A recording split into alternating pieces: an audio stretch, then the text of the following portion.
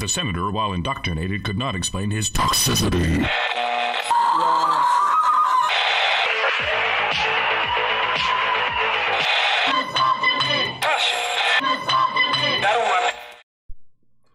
All right. Hello, everybody. Welcome to Honey Badger Radio. My name is Brian. I would say coming to you live, but I don't know the rest. And normally Alison does that.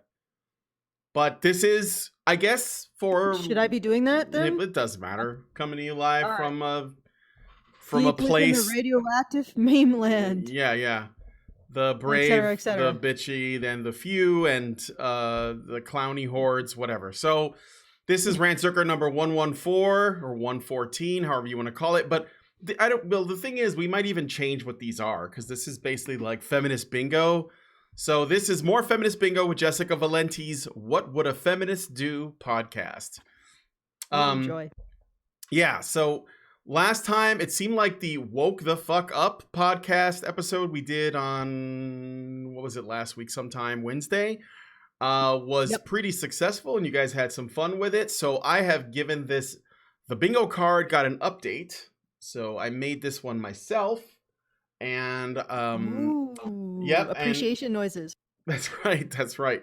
And I decided to dig around for more popular podcasts. Now, I've learned some things about podcasts. They are boring as fuck. Feminist podcasts are boring as fuck. Like, there's not a lot of really spicy stuff, and it's basically like listening to NPR, except less interesting than that. Like, NPR gets interesting people on sometimes, right? But so I tried lots of different ones. I mean, there's a couple of other podcasts that were pretty interesting. Feminist Frequencies podcast is a good one that we could respond to, but you know, they do a lot of TV and movies, and I don't like watch that much TV, so it has to be kind of specific depending on what they're talking about. We have to watch it too. Have had to watch it. Yes. And we would have to have watched it, right? So they did one on Avengers Endgame, and I've seen it, but Alison hasn't. So maybe when Alison sees it, we'll go through Anita's podcast on opinion. that. Yeah. Mm-hmm. Such as it is. So on the downside, this Jessica Valenti thing, I just want to say, for the sake of being I guess you could say, full transparency, Jessica Valenti hasn't done a podcast on her What Would a Feminist Do show in about 2 years. So unfortunately, a lot of this content is kind of old. That is work ethic there. That is work ethic. That is dedication and work ethic. Only, a feminist shouldn't have to make videos every week, Alison. That's asking too much. She's already said her piece, and you should be able to dig back as far as you have to get to get educated. So. And they never think that explains the wage gap. Red's activists here we are plugging away almost every day of the week. Mm-hmm. And actually, we don't even earn $1 for every feminism's dollar. I think we earn like $1 for every feminism's $10 million. Yeah, really. Yeah. So I guess Jessica Valenti can take 2 years off of her podcast. But I did have to find something fun. This podcast in particular that I chose is called Saying the F Word. What would a feminist do? Basically, it's about how do you feel about the word feminist? So they're basically saying, is this a bad word? Should we be ashamed of being a feminist? And she brings on two other feminist allies, other feminists, actually. They're probably better feminists than her, because one is a black feminist and the other one is a trans feminist. So I think they're more feminist than she is, because she's just a white feminist. So wait. Didn't Anita also have a black? Yes, she had a black. She has a black and a trans co-panelist. Yes. Is this like the feminist podcast kit?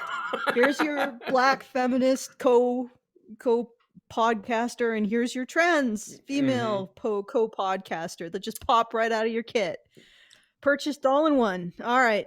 Yeah, exactly. for a minute there, I thought, well, wait a second, that sounds like the other podcast which we decided not to do. So, did you make a mistake? Or are we doing the wrong? No, Then this I is the right realized one. It's called saying the F word. I just it's just that they're all basically the same. yeah. All right. Yeah. Well, yeah. I mean, they don't all do that. It just so happens that this one is like that. I think every What Would a Feminist Do podcast episode that Jessica Valenti does has a different guest on. It just so happened that this week it was a coincidence. Yeah, it was a coincidence. Let's put it that way. It was just a coincidence. But actually, speaking of wage gap, I just want to announce that we are doing our Prim and Hannah fundraiser again. So you can find a link to that in the low bar. In the low bar, and to your top right. Your top right. There's a little eye in the circle. And please do go there and throw a few shekels in the hat. I'm going to be announcing this today, but it'll be running till the end of the week. And hopefully we'll get that sorted quickly. So if you would like to see more of Hannah and Prim, please do go there and throw a few shekels in the hat. $5, $10, every little bit helps. Yes, please do. Thank you. All right, let's do it. So we're going to play some Feminist Bingo and listen to Jessica Valenti's woke podcast, this one about the word feminism itself. So I'm going to start by her little intro rant. One of the things that I think that is great about this format is that we don't have to look at the clock on the audio for this, because we did the last one and some of the clips were like 3 minutes and we didn't have any issues. So this this is a good thing. We don't have to banana as often. So let's play her. Of course, we don't get my analysis of their body language and facial expressions. No, unfortunately, it's just vocal. Probably some people are cheering. Like, yeah, you. No more of your nonsense, Alison. Okay. Yeah. So here's this is Jessica Valenti introducing the topic. Okay, here we go. So there's a trend right now of asking female celebrities and young female celebrities in particular whether or not they consider themselves feminists. And I understand why people are asking. Feminism is very popular right now in the culture. Is it though? This is 3 years ago, just before the 2016 election. So, around that time. Okay, so I thought it was 2 years ago, but... No, this her most recent one was 2 years. But this one is listed as 3 years, so it's 2016. It doesn't give the exact time or date. It just says 3 years ago. So, okay, all right, fair enough. So yeah, that would be prior to the 2016 election. Feminism popular. Well, I know it's more popular than we are, so I don't think we have any place to be laughing. But well, yeah, there is that. But I don't think it's as. I think that I think when she says it's popular, she's saying that it's popular among, let's say, media elites, like Hollywood elites and the news media and stuff, and academics, of course. So it's popular where it matters. So I guess is what I think that she's saying. So. Yep. But and the then question, for the most part, the general population tolerates it. Because it's not very foreign to their way of thinking. Women are to be saved and men are to do the saving. It's not really radical. So it's not.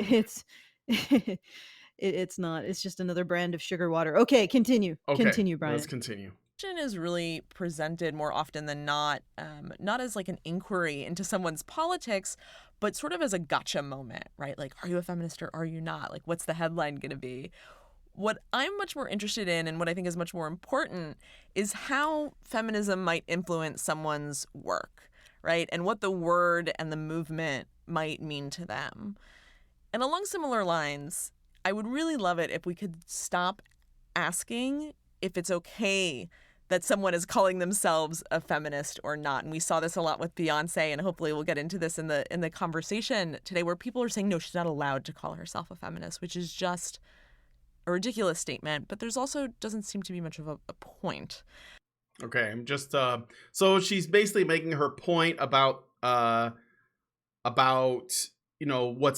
way she doesn't like the way the conversation around whether or not you're a feminist seems to be in her mind, a gotcha moment. So media personalities, Hollywood people that work in entertainment, they're approached, specifically women, and they're asked, they're put on the spot, are you a feminist? And then of course they have to answer yes or no. And if they don't answer yes, then they're demonized. And if they do answer yes, then their answer is analyzed by the feminist inquisitors, and they decide whether or not they're qualified to say it. So that's why she says, Beyonce says that she is, and a lot of feminists say, no, you're not. I don't even know why they would say that, but this is basically the purity testing, that goes on. So. And no other woman in the world, well, I'm sure there are plenty of other women in the world who watch all of this process and they're like, what, why does somebody have to, like, for example, were I to be famous, haha, but someone would come up to me and say, are you this thing? I'd be like, no, because you're asking me if I am. Like, I don't want to, I don't particularly like labels in the first place. And then to be in a position where I have to identify as something, where I get a whole bunch of, well, let's call them harpies flocking after me. And if I do identify as the thing, then that doesn't even stop the harpies from flocking after me. It's like, what is this? This is basically the new intellectual policing of women by women. It's not even policing like saying, well, you should be a decent human being. It's just, you need to be this word. You need to tithe to the word, the sacred word. And the word is not the bird. And continue. All right, let's play the next. No, it's okay. Let's go on to the next bit. We're starting to make the label feminist something used to judge rather than something used to spark conversations and to spark action. Feminism and the word feminism is important. Oh my God. And people who might influence others to be feminists are also. Just a second. Does anyone else, like, the way that she's pronouncing words is so. Am I being petty? Like, important? I can't even do it. Conversation. I think she's got an accent, but I mean, is anyone surprised that this is what Jessica Valenti's voice sounds like? I mean, I can't identify her freaking accent. Where is it from? It's just called bitch, I think. I'm pretty sure that's what it's. That's what. Jesus. No, I think isn't Valenti in California somewhere? It sounds like West Coast, kind of. So yeah, maybe. What it is, I'm just finding it incredibly grating, and maybe it's just because I'm like outback Canadian. Mm-hmm. Oh, and there's just too much going on in her words. It's driving me nuts. Okay, continue. Continue. Okay, let's continue. Important, of course, but the way that we do feminism, all of us, not just celebrities and famous people, is much more important than the word itself. So to talk about this, I have joining me two of some of the smartest feminist thinkers around today. Julia Serrano, activist and author of Excluded, Making Feminist and Queer Movements More Inclusive. She's also the author of Whipping Girl, which is one of my favorite books. And Dr. Brittany Cooper, assistant professor of women's and gender studies at Rutgers University and co-founder of the Crunk Feminist Collective. Thanks to you both for talking with me. Wow, they just give out doctorates to people now. Just give them out to feminists. You can just be a doctor of feminism. It's crazy.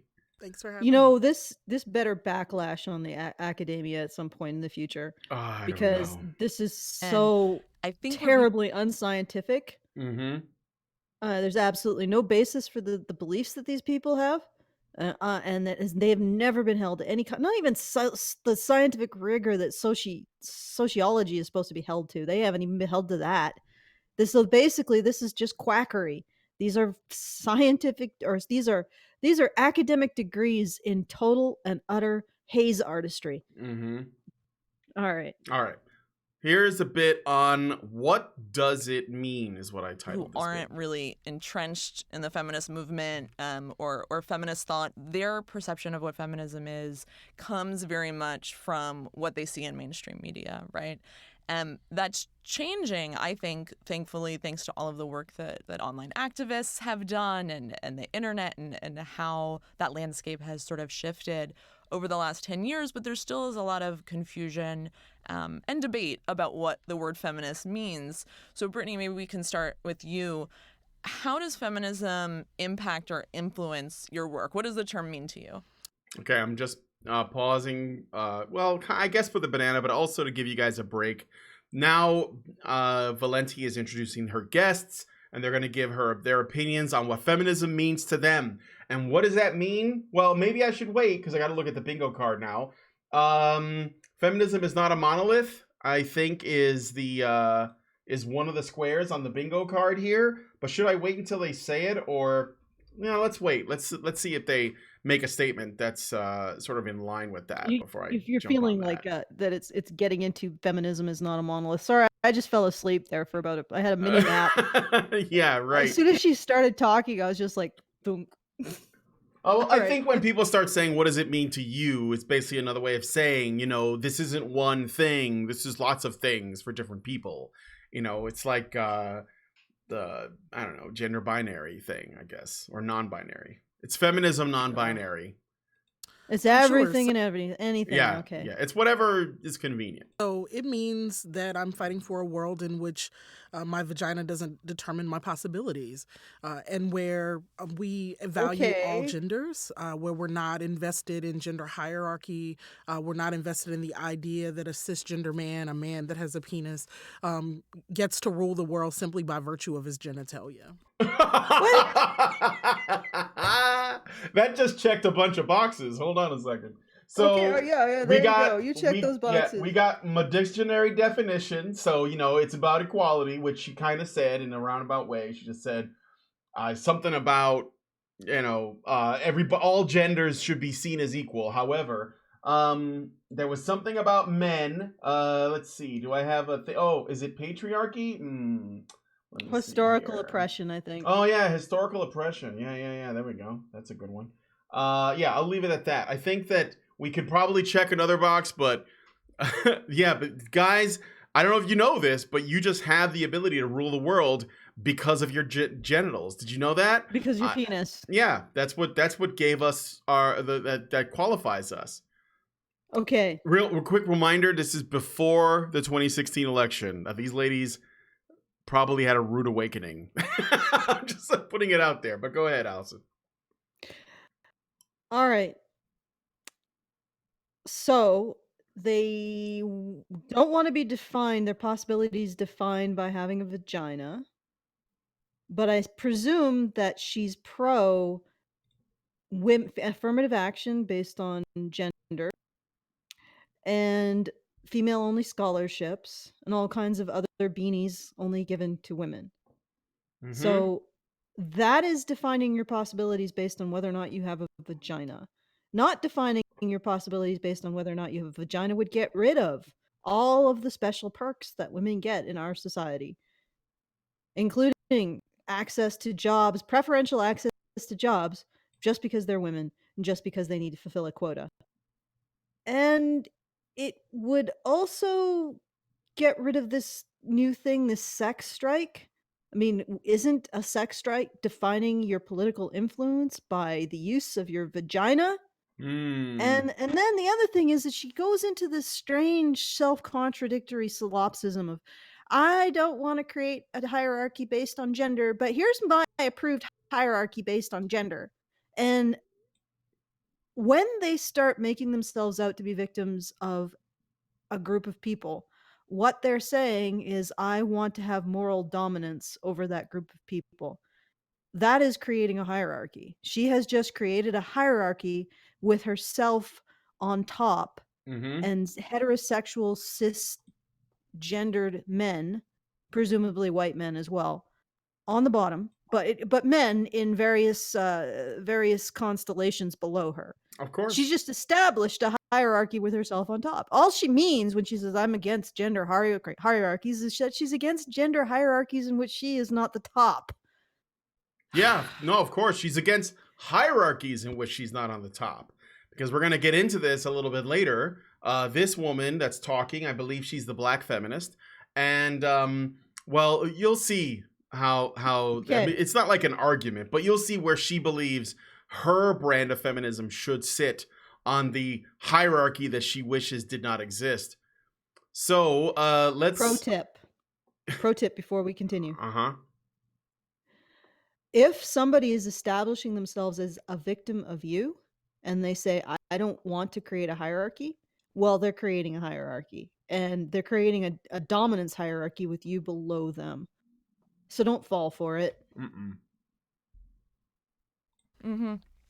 And Julia, what about you? Do you think that the term feminism itself is important to you and your work? Can you talk about that a little bit? Yeah, sure. So I identify as a feminist, but I would say that kind of like how you can talk about being a Christian, but two different Christians may have completely different views on a lot of matters related to it.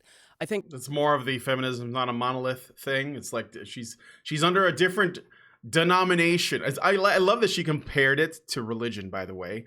It's a different denomination because she's a trans activist, so her version is different. Okay. I think that feminism at its core historically has been a movement for women's rights, women's liberation, and I think that that's a core value that everyone who calls himself a feminist probably shares. Please don't stone me. I think women deserve rights. However, I'm just translating what she said. But I do think that there are other broader views about feminism that other feminists have articulated. For example, a lot of LGBTQ feminists. LGBTQIIAAP2. I think that's the full acronym. I should have looked it up, but we just crossed another box there. So there we go. We almost got bingo already, Allison. It's been 6 minutes in. I think we're pretty close to bingo here. Have talked about not just it being a women's movement, but it being about challenging all forms of sexism. Sexism, is that on my list here? Well, actually, feminism is not a monolith. I'll put that. That one got checked. Yes, I put misogyny down because I think that misogyny and sexism is kind of redundant, right? I mean, sexism is misogyny. Well, let's wait and see. I mean, let's not be too eager. I'm pretty sure that we'll get bingo by the end of this. Let's keep it. Let's not play it too loose. There. Okay, all right, not too loose. Kind of double standard based on a person's sex, gender, sexuality, and in addition to that, feminists of color have pointed out intersectionality, that sexism is one form of marginalization, along with racism, classism, ableism, etc., and that all of these different forms of marginalization exacerbate one another. And so as a feminist, I also think we should also be challenging all forms of marginalization. Brittany. Okay, I'm pausing there. Intersectionality, she did say that, and that is on my list for sure. So, and racism. And racism. Intersectionality and racism. Kind of part of intersectionality, but yeah. So, okay, a moment about intersectionality. Because this is the thing. This podcast is 3 years old. But intersectionality today, and I'm sure it was the case back then, you cannot, according to the feminist church, you cannot be a feminist and not be intersectional. You can't. So I was just thinking about why that is. And I think that because intersectionality takes into account, stuff that doesn't have to do with women at all. It's about being LGBT. It's about being trans. It's about being a person of color. It's about being an immigrant. This is a new status that they've added to intersectional feminism. It's about being anything except a white, straight, Republican Christian male. Like that's absolutely everything but those things. So like if you're an atheist, that counts under the intersectionality. If you're Jewish, that counts. Like any number of things. So essentially, what I'm thinking about is if intersectionality includes so much more as to diminish the actual feminine or the female aspect, a female, let's say, sliver of the pie of intersectional feminism, why is it still called intersectional feminism instead of just intersectional social justice or progressivism or something else? And I think there's a couple of reasons. I think number one, it's a branding thing. I think that Feminism needs new ways to remain relevant. And intersectionality is a really convenient way because they get to say, we started off as a movement that was interested in women's issues, but now we see we care so much, we're so virtuous, that it goes beyond women, and we care about all these other groups as well.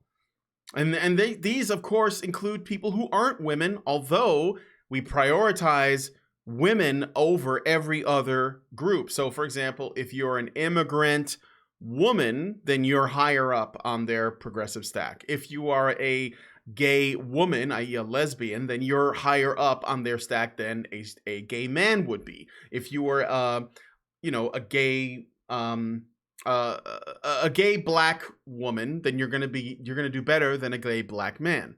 So it does sort of prioritize women, but I think the primary reason is branding, because the number one concern of feminists, from what I can tell, is the relevance of feminism as an idea in general. Also, they don't want to be beat out by other civil rights groups that might, get more sympathy or more attention than them, so they simply absorb them. It's how they treat pretty much everything that they get involved with, every space that they invade. Think about it like that too. Like Black Lives Matter is a feminist group, and they just use the deaths of black men to propagate themselves. And there are probably other black, say, civil rights groups that under different names, but no one's heard of them, because Black Lives Matter, which is a feminist organization, has managed to sort of co-opt that idea of civil rights. Like they basically own human rights, like the discussion around it. And I think that's the main reason why they put intersectionality, which is a must, at the top of their talking points.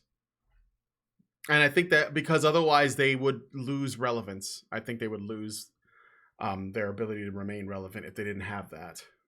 So. All right. Okay. You want me to continue? Well, I thought you wanted to say something. I wasn't sure. Oh, I might actually want to say something. I'm just contemplating what I have heard. The thing with intersectionality is it really sounds like they're just sort of like they got to catch them all. All the victimhoods belong to us, except for the victimhoods related to men, because men are the official never can be victims, because you always need a villain. Yes. Can't have a victim without an oppressor. So men have to stay. So you always need an oppressor class. Mm-hmm.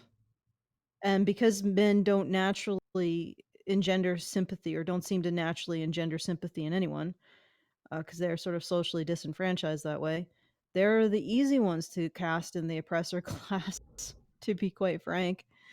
And so it goes. Nothing changes. This is why I called this the next version of sugar water for gender roles, except more sugar, less water. Because this isn't, it essentially it exploits the same attitudes towards men and women that we've always had. Protect the women, put men out between women and whatever is threatening them. And because we don't have as much sympathy for men, and we have this idea that they should be constantly blamed for stuff. And that we didn't invent that like 150 years ago with Charles Fourier and feminism. We didn't invent that attitude. It's just an exploitation of it. Anyway, continue. Right. So now we're going to go to the black feminist and get her opinion. Did you have anything to add? Yeah, I mean, I very much identify in the tradition of black feminist. I have a strident critique of the ways that white girls do some of the shit they do. All right, so black feminism, bingo card, boom. They're just filling this thing up. It feels more like a crossword than a bingo card, to be honest. Okay, let's continue. So I think that there have been these schisms in feminist movement building really since the beginning, where when we talk about women's rights, very often we were talking about the right of white women to have particular kinds of power. And so black women have had a different path. But I think that where feminism matters to me in a world where we're still seeing lots of young women of color feeling hesitant about adopting the term is that there really is a long history of Black women saying our gender matters. The struggle against racism is not our only struggle. Often after we fight against racism, then we have to come home and fight with Black men who are our brothers or sons or fathers about sexism. And so we really have to have a comprehensive analysis. And really, since the 1970s, Wait, what are you doing? What? Why are you fighting with these men? Why don't you just kick them out of your communities like you've been doing for generations? Right. You could just abort all of them. I mean, that's been the solution from what I can tell. So no, just real. Well, I'll let her finish her thing. Do you want to say anything else to this before I play the rest of her clip?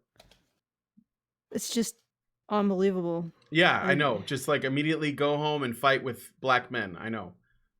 I mean, this is just I don't know if this woman is married, but for a few Black women earlier, they were claiming the term feminism, and so I refuse to not claim it because I think it's a part of my political heritage. All right, so you know what's interesting? I'm going to say it. Yep. This woman is racist against her own men. Yeah. Like seriously, do you not notice this? You're gonna have to help me out. I mean, like, I think that she just has a problem with men, but go ahead. How is she racist against her own men? She may have a problem with men, but it seems like she has much more of a problem with Black men. So how do they know that this isn't internalized racism on her part? Because she would say that it's on the basis of gender and not the basis of sex. That sounds like a freaking excuse. Anyway. I guess that's one way to look at it. I think that I think that if anyone is racist, it's feminists in general. And SJWs are pretty racist. So I guess I don't need to qualify it by saying this specific woman. Although one thing I will say about this woman is this is the thing that I want to point out. One of the things that I see a lot when people are responding to feminists and SJWs on YouTube videos or whatever, in articles, what have you, is they try to make this argument that, especially when it comes to the intersectional, they try to make this argument that the majority of the progressives that they're arguing against tend to be straight white men or white people, and that it exposes, some kind of, I don't know, internalized racism that they have or something like that. When you play the intersectional game, the Black woman has a definite advantage, and she's looking, if she's a Black feminist woman like this woman, she is looking to exploit that. Because one of the things that I notice about this whole podcast, and you see this as a recurring theme, is that when Jessica Valenti presents a question or a topic, the Black woman and the trans woman are competing to see who can like collect the most victim points on that given topic. So the Black woman makes it about her being a woman and also being Black, and she, digs on men, she digs on whitey or whatever, and the trans woman uses it to dig on, cis people and to dig on men, of course, as well, and even like cis people, which includes women. And so it's like they know that there's power at stake. And they're passive aggressive in a passive aggressive way. They're fighting with each other to see who's at the top of the progressive stack. And so that's astute. That is what they're doing, though, because every time she says, "So what do you think about this?" and then the trans woman says, "Well, I think," and then blah blah blah blah blah LGBTQ, and then ask the other woman, "What do you think?" Well, blah blah blah blah blah Black people. So it's like it's their gender, whether they're identifying as that, as with the trans woman, or they are that as the Black woman, plus the other qualifier that gives them essentially a bonus on top of it, which is why Jessica, who's just a white woman, kind of like, she doesn't participate because she knows that she can't. She doesn't have a hand to deal, Well, she does have a hand to deal because this is the colonialization sort of thing. You make a deal with the top brass of the cultures that you want to colonize, and you say, well, you know, I will seem to be submitting to you, but the truth is as soon as I get whatever it is I need from you and then return to my own world of high-powered feminist politicoing or politicking, Mm-hmm. which is essentially what she's gathering is moral authority over white men, powerful white men. I don't really need to. I've got what I want from you, and when I leave your land, which is impoverished by my presence, because it is. I mean, white feminism has basically gotten black women to destroy their communities and families and their men in a lot of ways. Mm-hmm. I'm like Asian women were like, yeah, no thanks, but this is definitely. I mean, look at the devastation of black communities, black families, and black men. There's If a lot. you measured racism, in the situation that black men are in, black communities are in, black families are in, then they're right. We have never had a more racist society than ever. Then it's probably as bad as it was under slavery. If you measure it in the situation for black men, black families, and black communities. But if you measure it in the situation for black women, we're doing pretty okay. And that's how they get the racism to continue. Because they just don't look at they don't look at the part that they don't have to care about. And that's how Black Lives Matter went from talking about black men being shot, which really, I think statistically, it's not black men being shot, it's just men. And then it went to how black women are oppressed, and then somehow it morphed into LGBTQ2, and then the white feminists got in there and gathered their shit from it, and now it's just a mess. Anyway. Yeah, well, black women are complicit in it, at least like the black activist types, because they're convinced. Because the only conversation, the only tools they have to have a conversation about the situation in the black community revolves around intersectionality, which means that whatever is happening to them is the fault of white men specifically. So they'll never look at what white feminism did to participate in that, and they don't have the curiosity to even investigate it, and they're also fine with blaming black men as well as white men for their problems, which basically means they just blame men for their problems, which is why they don't have any sympathy for black men when something happens to them, or when they continue to suffer, or when they abort their children. So and yes, eventually, I think that if we keep on giving,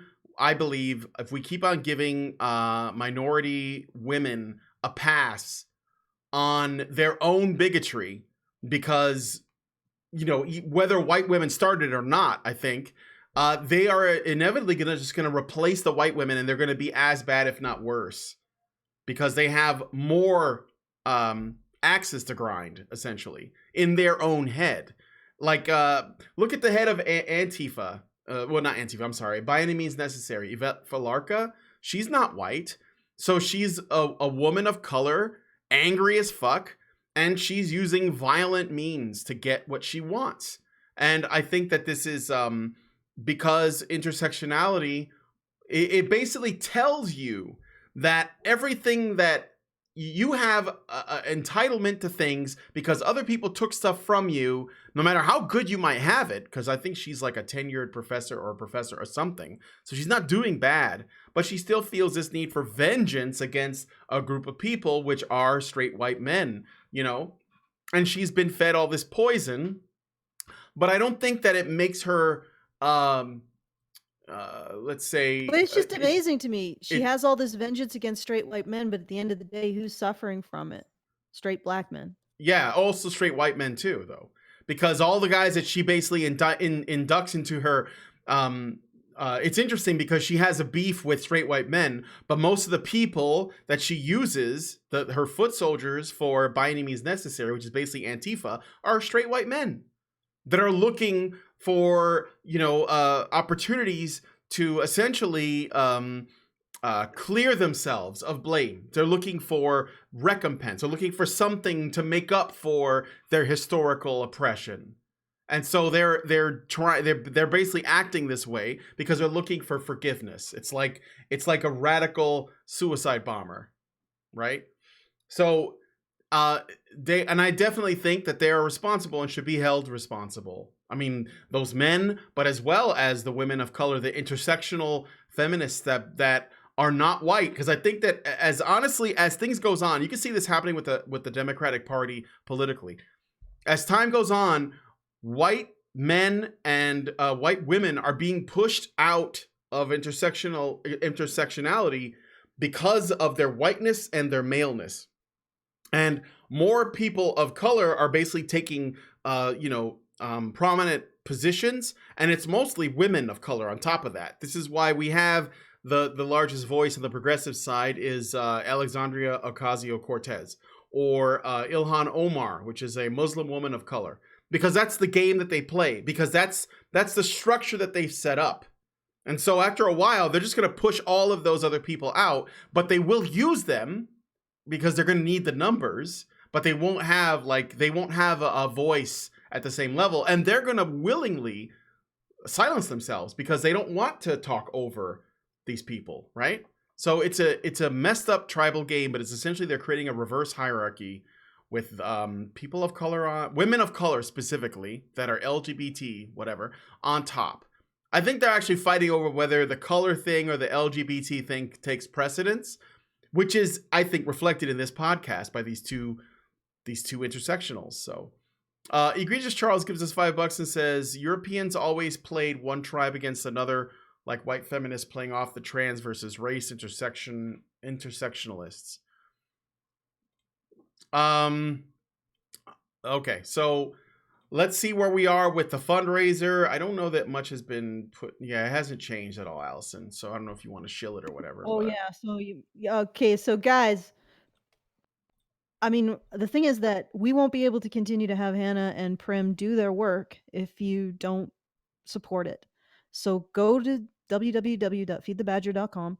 It's the fundraiser with Prim and Hannah doing a little fusion dance. It's very adorable. So go and put some shekels in the hat. Again, $5, $10. You got $5. You're choosing between getting some McDonald's at McDonald's Happy Meal and maybe making sure Prim and Hannah are able to continue their work. Perhaps consider putting that $5 into Prim and Hannah. I think that they will definitely thank you, and probably your heart, liver, and spleen will thank you as well. Mm-hmm. if you avoid purchasing the Happy Meal. So it's just the cost of a Happy Meal, just the cost of an excessively elaborate coffee from Starbucks. In fact, I think $5 is on the cheap side for elaborate coffees from Starbucks. And put it into the hat. Every little bit helps. So please go and do that. Don't forget. I know it's fun listening to us, but you could be opening the website right now, www.feedthebadger.com. You could be opening it right now as I am speaking. It's all audio anyways, what we're doing, except for the bingo card. Yeah, the bingo card, but we're announcing the bingo as we go through. Yeah, so go now. You could be going right now and putting $5 in the hat. I know you can do it. I can feel it. Go do it. All right. Do it. Okay. So let us continue. Let me just see where I'm at right now. Okay. So here is another clip. This is about conservative women that call themselves real feminists. Of course, this is going to be bad. Okay, here we go. Better, you need to refine this analysis. Absolutely. There's a lot of conversation in popular media about who can and can't call themselves a feminist, right? And we've seen this with Beyonce a lot. And I think in general, it's a really unhelpful framing, one that sort of seeks to simplify rather than dig into the nuances of feminism. But I do want to talk about what we do when the word feminism becomes co-opted.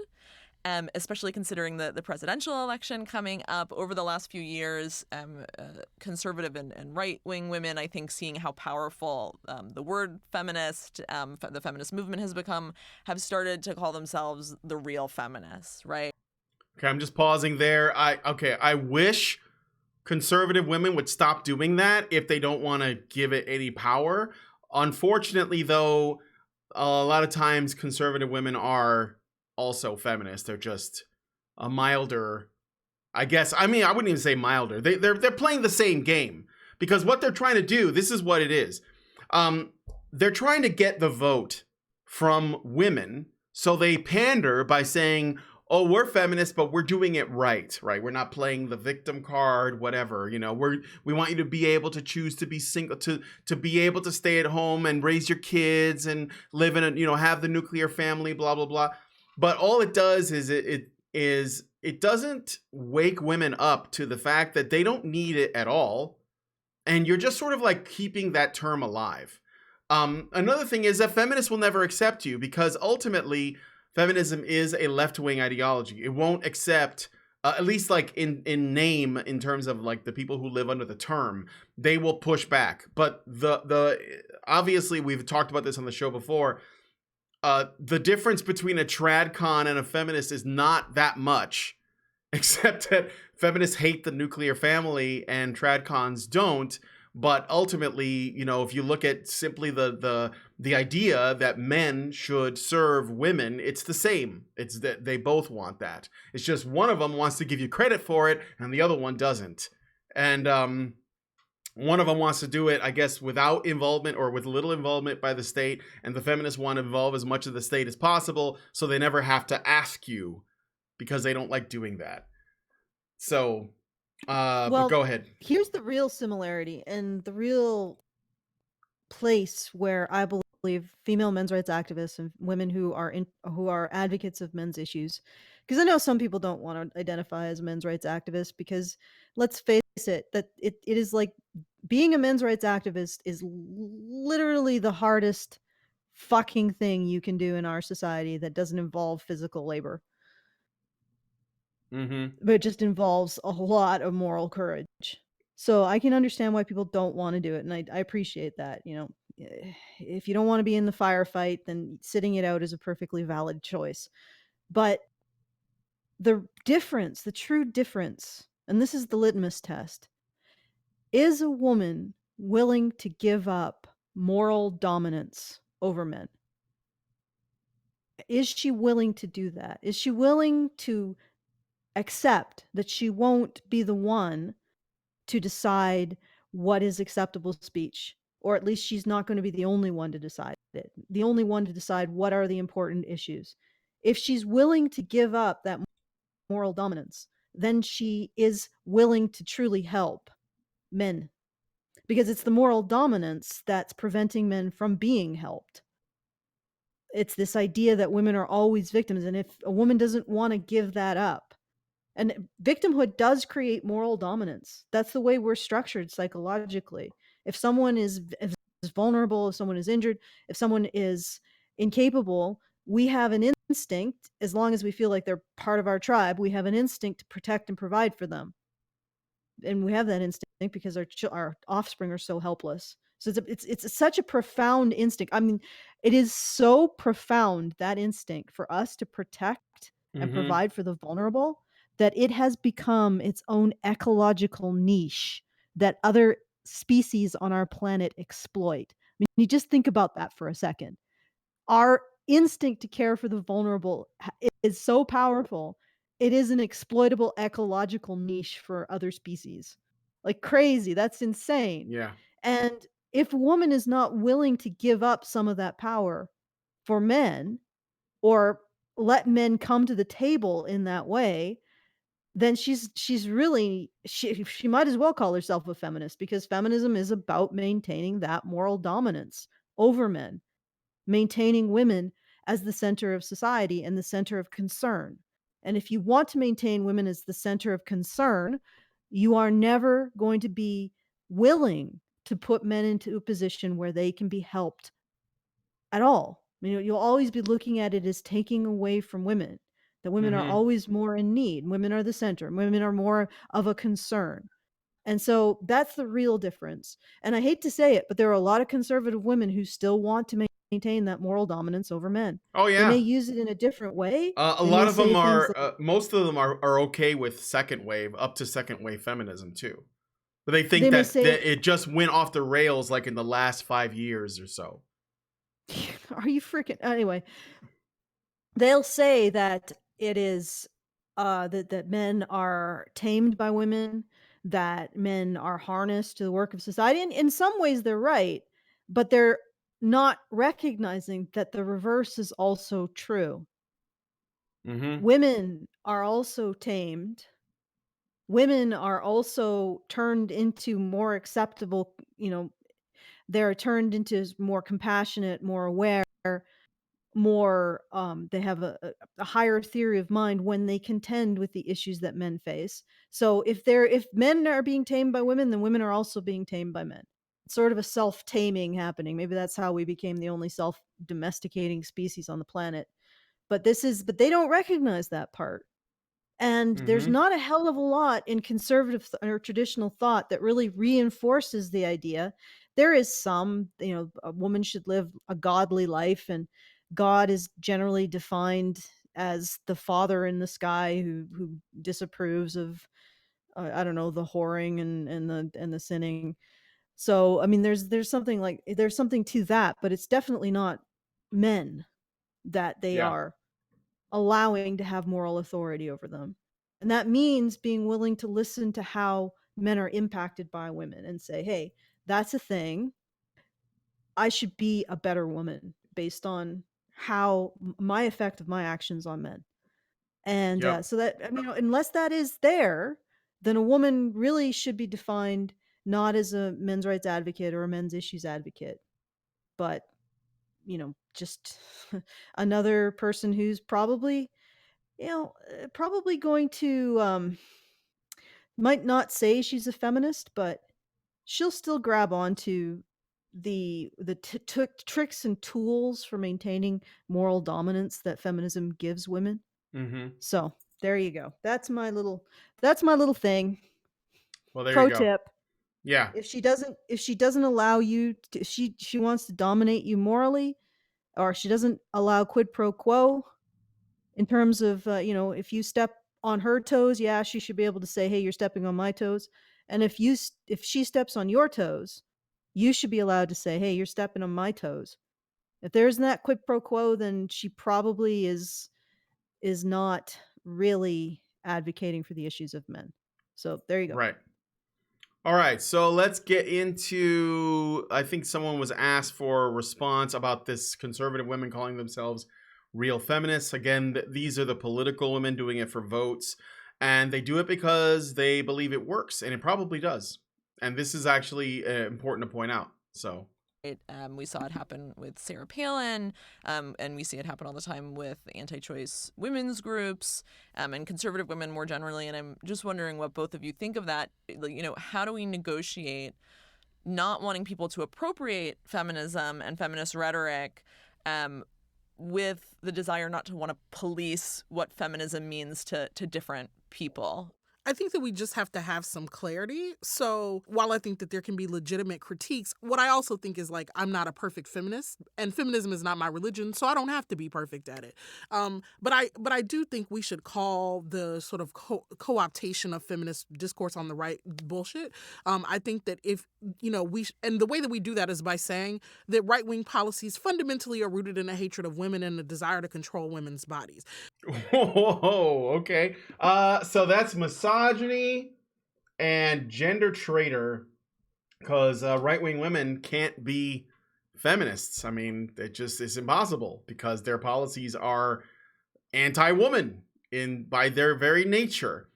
So I had to pause for that. Let me see it. I think there's a little bit more to it. Let me just make sure. Yeah. And so whatever the differences we might have about feminist perspectives, if you fundamentally believe that women should not have autonomy over their own bodies, then you can in no way call yourself a feminist. Thank you. All right. Any thoughts on that, Alison, so far? I think the other woman's going to give her opinion too, but. My thoughts on that? Well, any. I'm personally pro-choice. I am personally pro-choice. I think that there's a lot of distortion on both sides on what the other side believes. But the truth is that while I don't think that it's necessary or that conservative women should necessarily call themselves feminists, well, to Mm-hmm. be honest, like, why aren't conservative women listening to this and realizing that this is the kind of vitriol that these women have for them and their opinion? Now, again, I am pro-choice, but I Mm-hmm. understand the nature of the objection from conservative women. And not all conservative women are pro-life.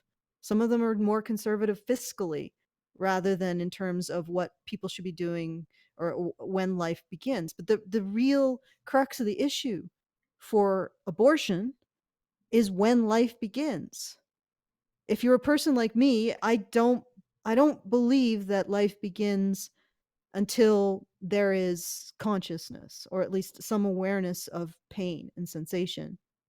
So for me, that's later in the pregnancy.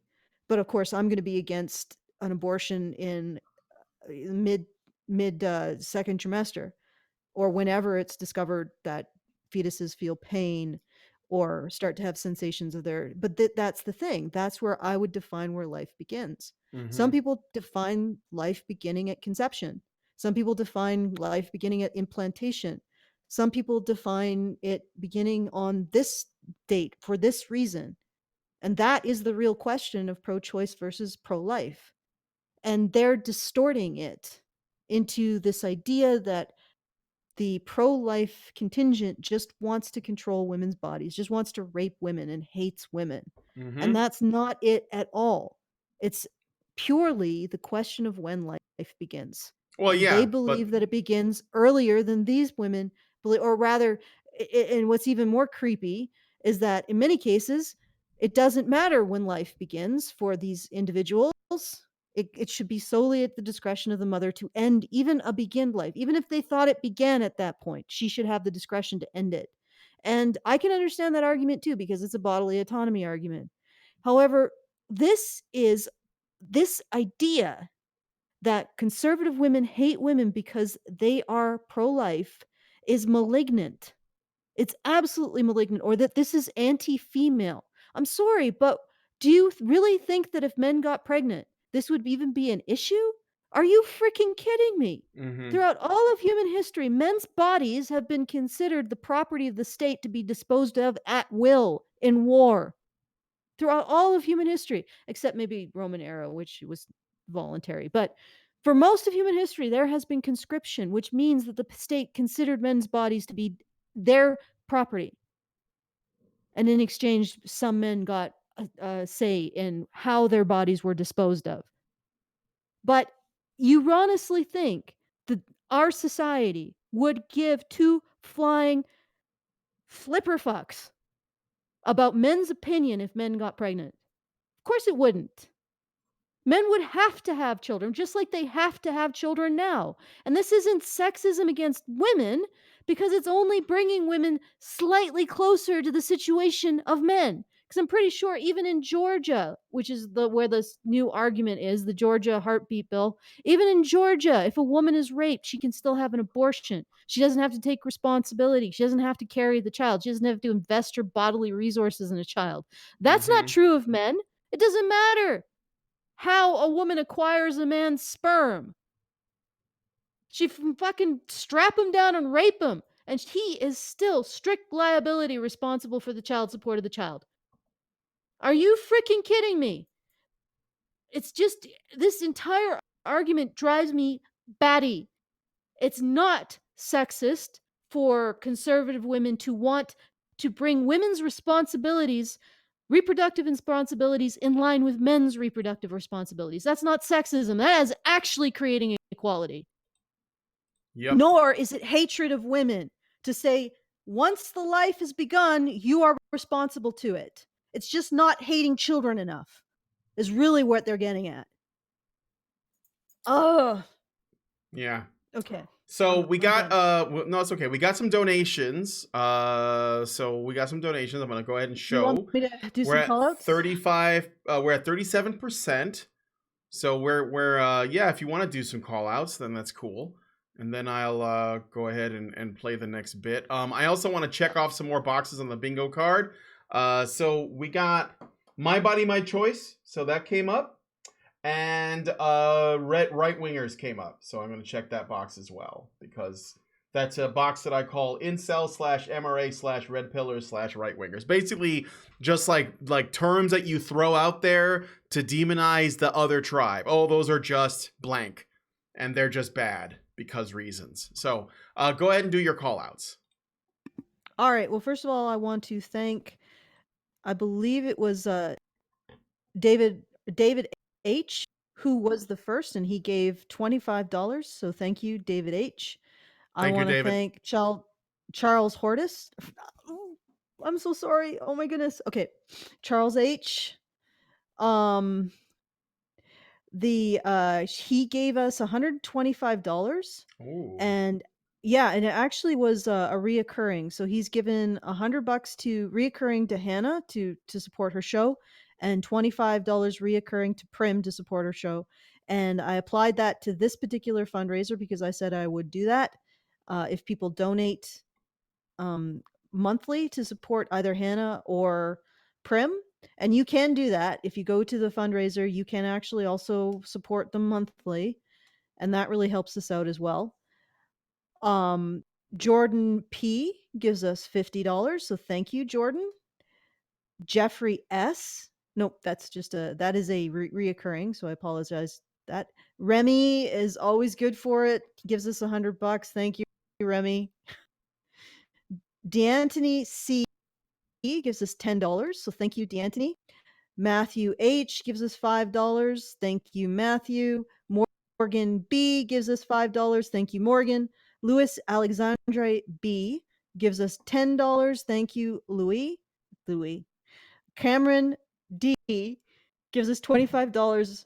I'm sorry, Cameron. You're just also the name of a character that I really hate. Okay, God. but you're good. You're nice. You're good. Yeah. You gave us $25. Cameron D, thank you.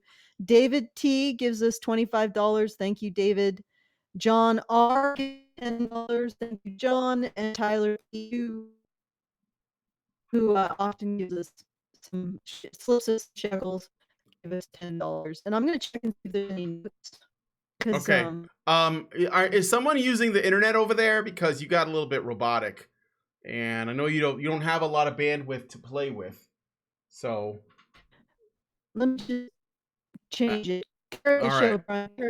I'm gonna carry the show because that's what I do. So let's listen to the next bit here. Well, yeah, this trans person, I think I might check off some boxes. I think the trans person's got to say her piece, and they got their own list of talking points. Julia, do you have anything to add to that?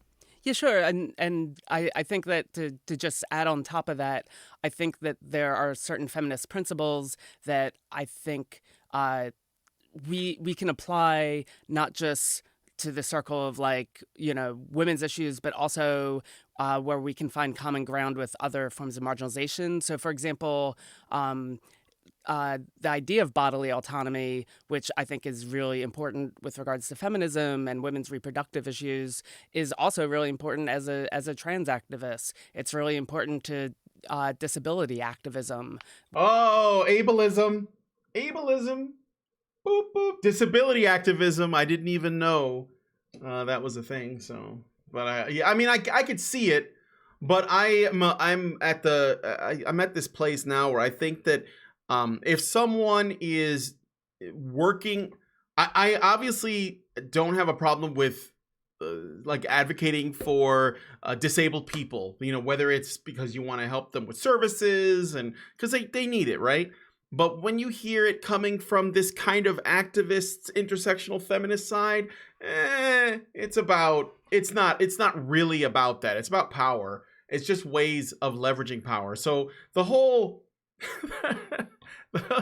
the able activism or disabled activism thing, it's something that I know would be something that I could get behind, except that I think that in this context it's probably pretty corrupt. So in the context of intersectionals, the thing is that they are appropriating issues. Yes. And then they're saying other people like the right are actually appropriating issues because that's what they just claimed. You know, is there, they were appropriating feminism to get votes, but they're appropriating everything that counts as any kind of civil rights activism. Any kind is all under feminism, and that was by design. That's what intersectionality is for. It's so that you can say, if you advocate for any marginalized group or women, which counts as a marginalized group despite the fact that there are more of them, then you are a feminist. So Okay, they co-opt all of these different victimhoods to append to their own victimhood, and the instinct that they are, because I assert that every one of these phenomenon is a way of capturing a human instinct. The instinct that they are capturing is this idea of taking care of children. So women advocate for vulnerable groups, and there's an instinct in men to protect and provide for those groups, for women, and those groups of people women advocate for, because there's this strong instinct that women are tied to the protection and provision of children. But here's the thing, when you make minorities occupy the role of a child, that is bigotry. So what they're doing in appropriating these issues, they are making minorities occupy the role of a child. mm-hmm. Children don't create healthy families, don't create healthy communities. They never grow up. They're always dependent. And then they look at that toxic dependency and they use it as an excuse to continue it. It's like a self-perpetuating cycle. Yeah. Yeah. On top of I have that, a few more people to thank. Take note real quick before you do that. Take note that this is more of that game I was talking about. The black woman says her piece in relation to the question and basically centers it around black women, you know, and women in particular. And then the trans woman comes in and tries to one up that by adding to it. So, oh yes, I understand that women have problems with bodily autonomy coming from the right. However, let's not forget trans women also have bodies.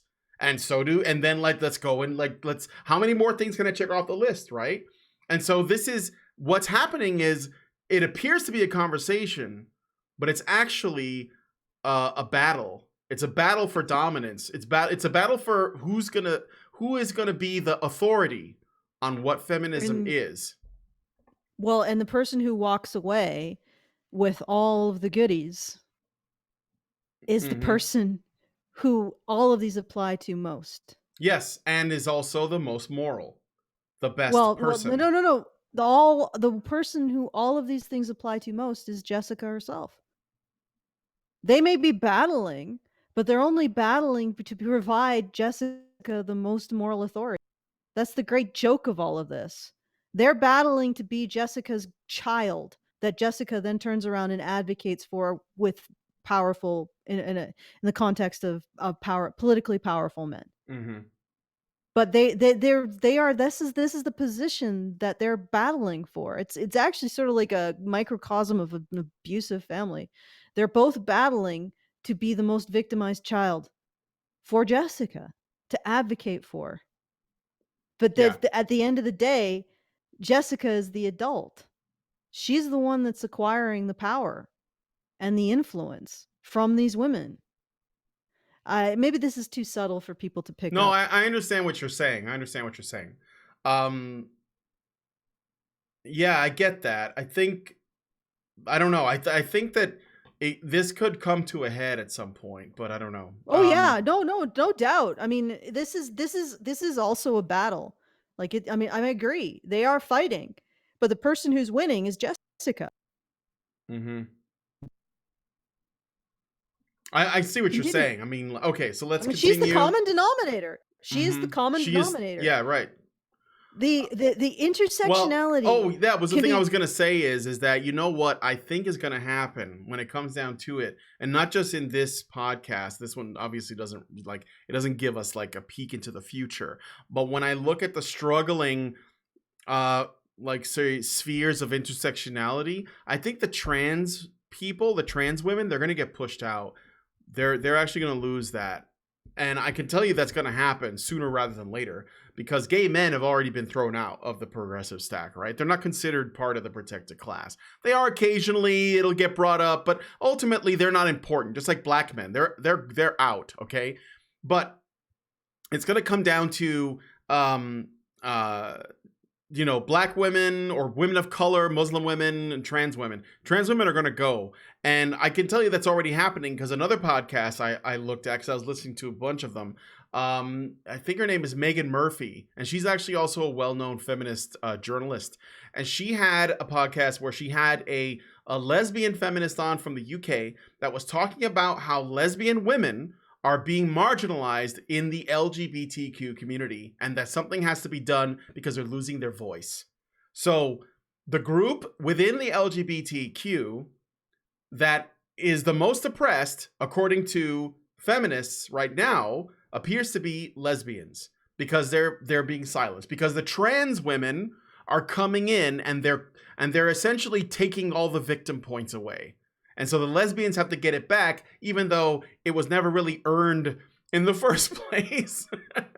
Oh God, we could do. But like this is a, absolutely like happening. On this is absolutely happening, though. This is a very recent podcast that Megan Murphy did with a lesbian feminist. Yes, it's absolutely. I'm just saying we could totally make a WWF. It borders on the turf shit. It borders on it, and I think that I bet that there are feminists trying to figure out how to be turfs without being called turfs. I think that's what they're at right now, honestly.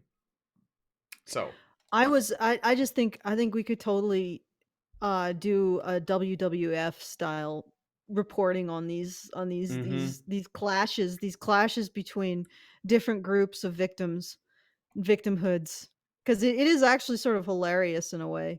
It's like watching that video that me and Mike watched, which was sort of like a victim off for buckaroos, for dollars. Yeah. And the like the manipulation and all of that crap going on was just incredible. And there was total self-awareness. Like there was a fat woman, there was a disabled person, there was actually there might not have been a disabled person, but there was there's a black man and black woman. Black man was gay. There's a gay man. There was the cis het white guy who disappeared in the first round, of course, even though he probably had the most claim to legitimacy, but regardless. So all of these people and the fight that ensued was just insane. And I remember the black guy, or it was either the black guy or the black woman, was like, well, you got to know how to play the game. I'm like, oh my God, the only difference between these people and the victim off that you're talking about is that these people are being honest about it. Mm-hmm. I think they are probably, that it is a game. There were definitely a couple of disabled people in there, just not in a way that was obvious. But yeah. Or at least they're willing to disable themselves. Yeah. Okay, so I'm gonna do some thank yous. Go Anthony ahead. P gives us $100. Thank you, Anthony. Very generous. Nathan C gives us $50, also very generous. And Michael K gives us $25. Thank you, Michael. Very generous. And I mean, everybody, all of you have been wonderful. You guys are very, very generous. Now we are at 53%. So keep them coming, because we're getting there. Yeah, we're getting there. All right, but we're not there yet. So No. keep them coming. Let's make sure Prim and Hannah are fully fueled for the rage. Well, I don't even know if Prim rages. Oh, she rages. Oh yeah. Oh, okay. Yeah, all right. Then she's Prim. a little firecracker. Yeah. Okay, so make sure that firecracker is fed. Mm-hmm. www.feedthebadger.com. All right, go do it. Let's play the rest of this clip. I just titled it "What the fuck" because I think I got lost in the intersectional wormhole. But let's continue. Where certain people in our society are not given the autonomy that other people are, and I think challenging that is important. Similarly, the issue, like an important topic in feminism, is challenging the sexualization and sexual objectification of women, and I think that looking at the way in which that while that's true, other people are sexualized. People of color and queer people are often seen as either promiscuous or potentially sexually predatory, and the way in which these are forms of sexualization. There is a group of people that's seen as promiscuous and sexually predatory and can't be raped. And I wonder, I'm going to put my brain cells to work on why it is they absolutely can't accept into their little intersectionality the idea that men have problems. I mean, why is that like? Why Because is that the thing that just collapses the they entire house of well, cards? because their whole world revolves around power structures, and they believe they have no power, and they believe that men have all the power, and they believe that if they had some of the power that men had, then they wouldn't be Yeah. able to victimize others because they would use their power responsibly. And so I don't know. I men, think I think that I think they only see power differences. That's all they see, it seems. yeah, but what I'm trying to get at is why is it so anathema to accept the idea that men may not only have issues but have more issues than Because these groups? they might, and then I'm sure they would accept it, but they would say that their issues are their fault, or their issues are the fault of patriarchy. Patriarchy hurts men too / toxic masculinity. I think it might be just because this is all about establishing moral dominance over men. Yeah. By any means necessary, no matter how unscientific, how unfounded, how insane, how destructive, and how mean-spirited it is. Another thing It's is just that they already, if you are educated under this intersectional system, the battle as to whether or not men have any moral say, like if they get to speak on their issues, is already won. So they know that they are morally superior, and that they are the part of the plant. Let's say you have a plant, and part of it needs, or you have a couple of plants and one of them needs more water than the others.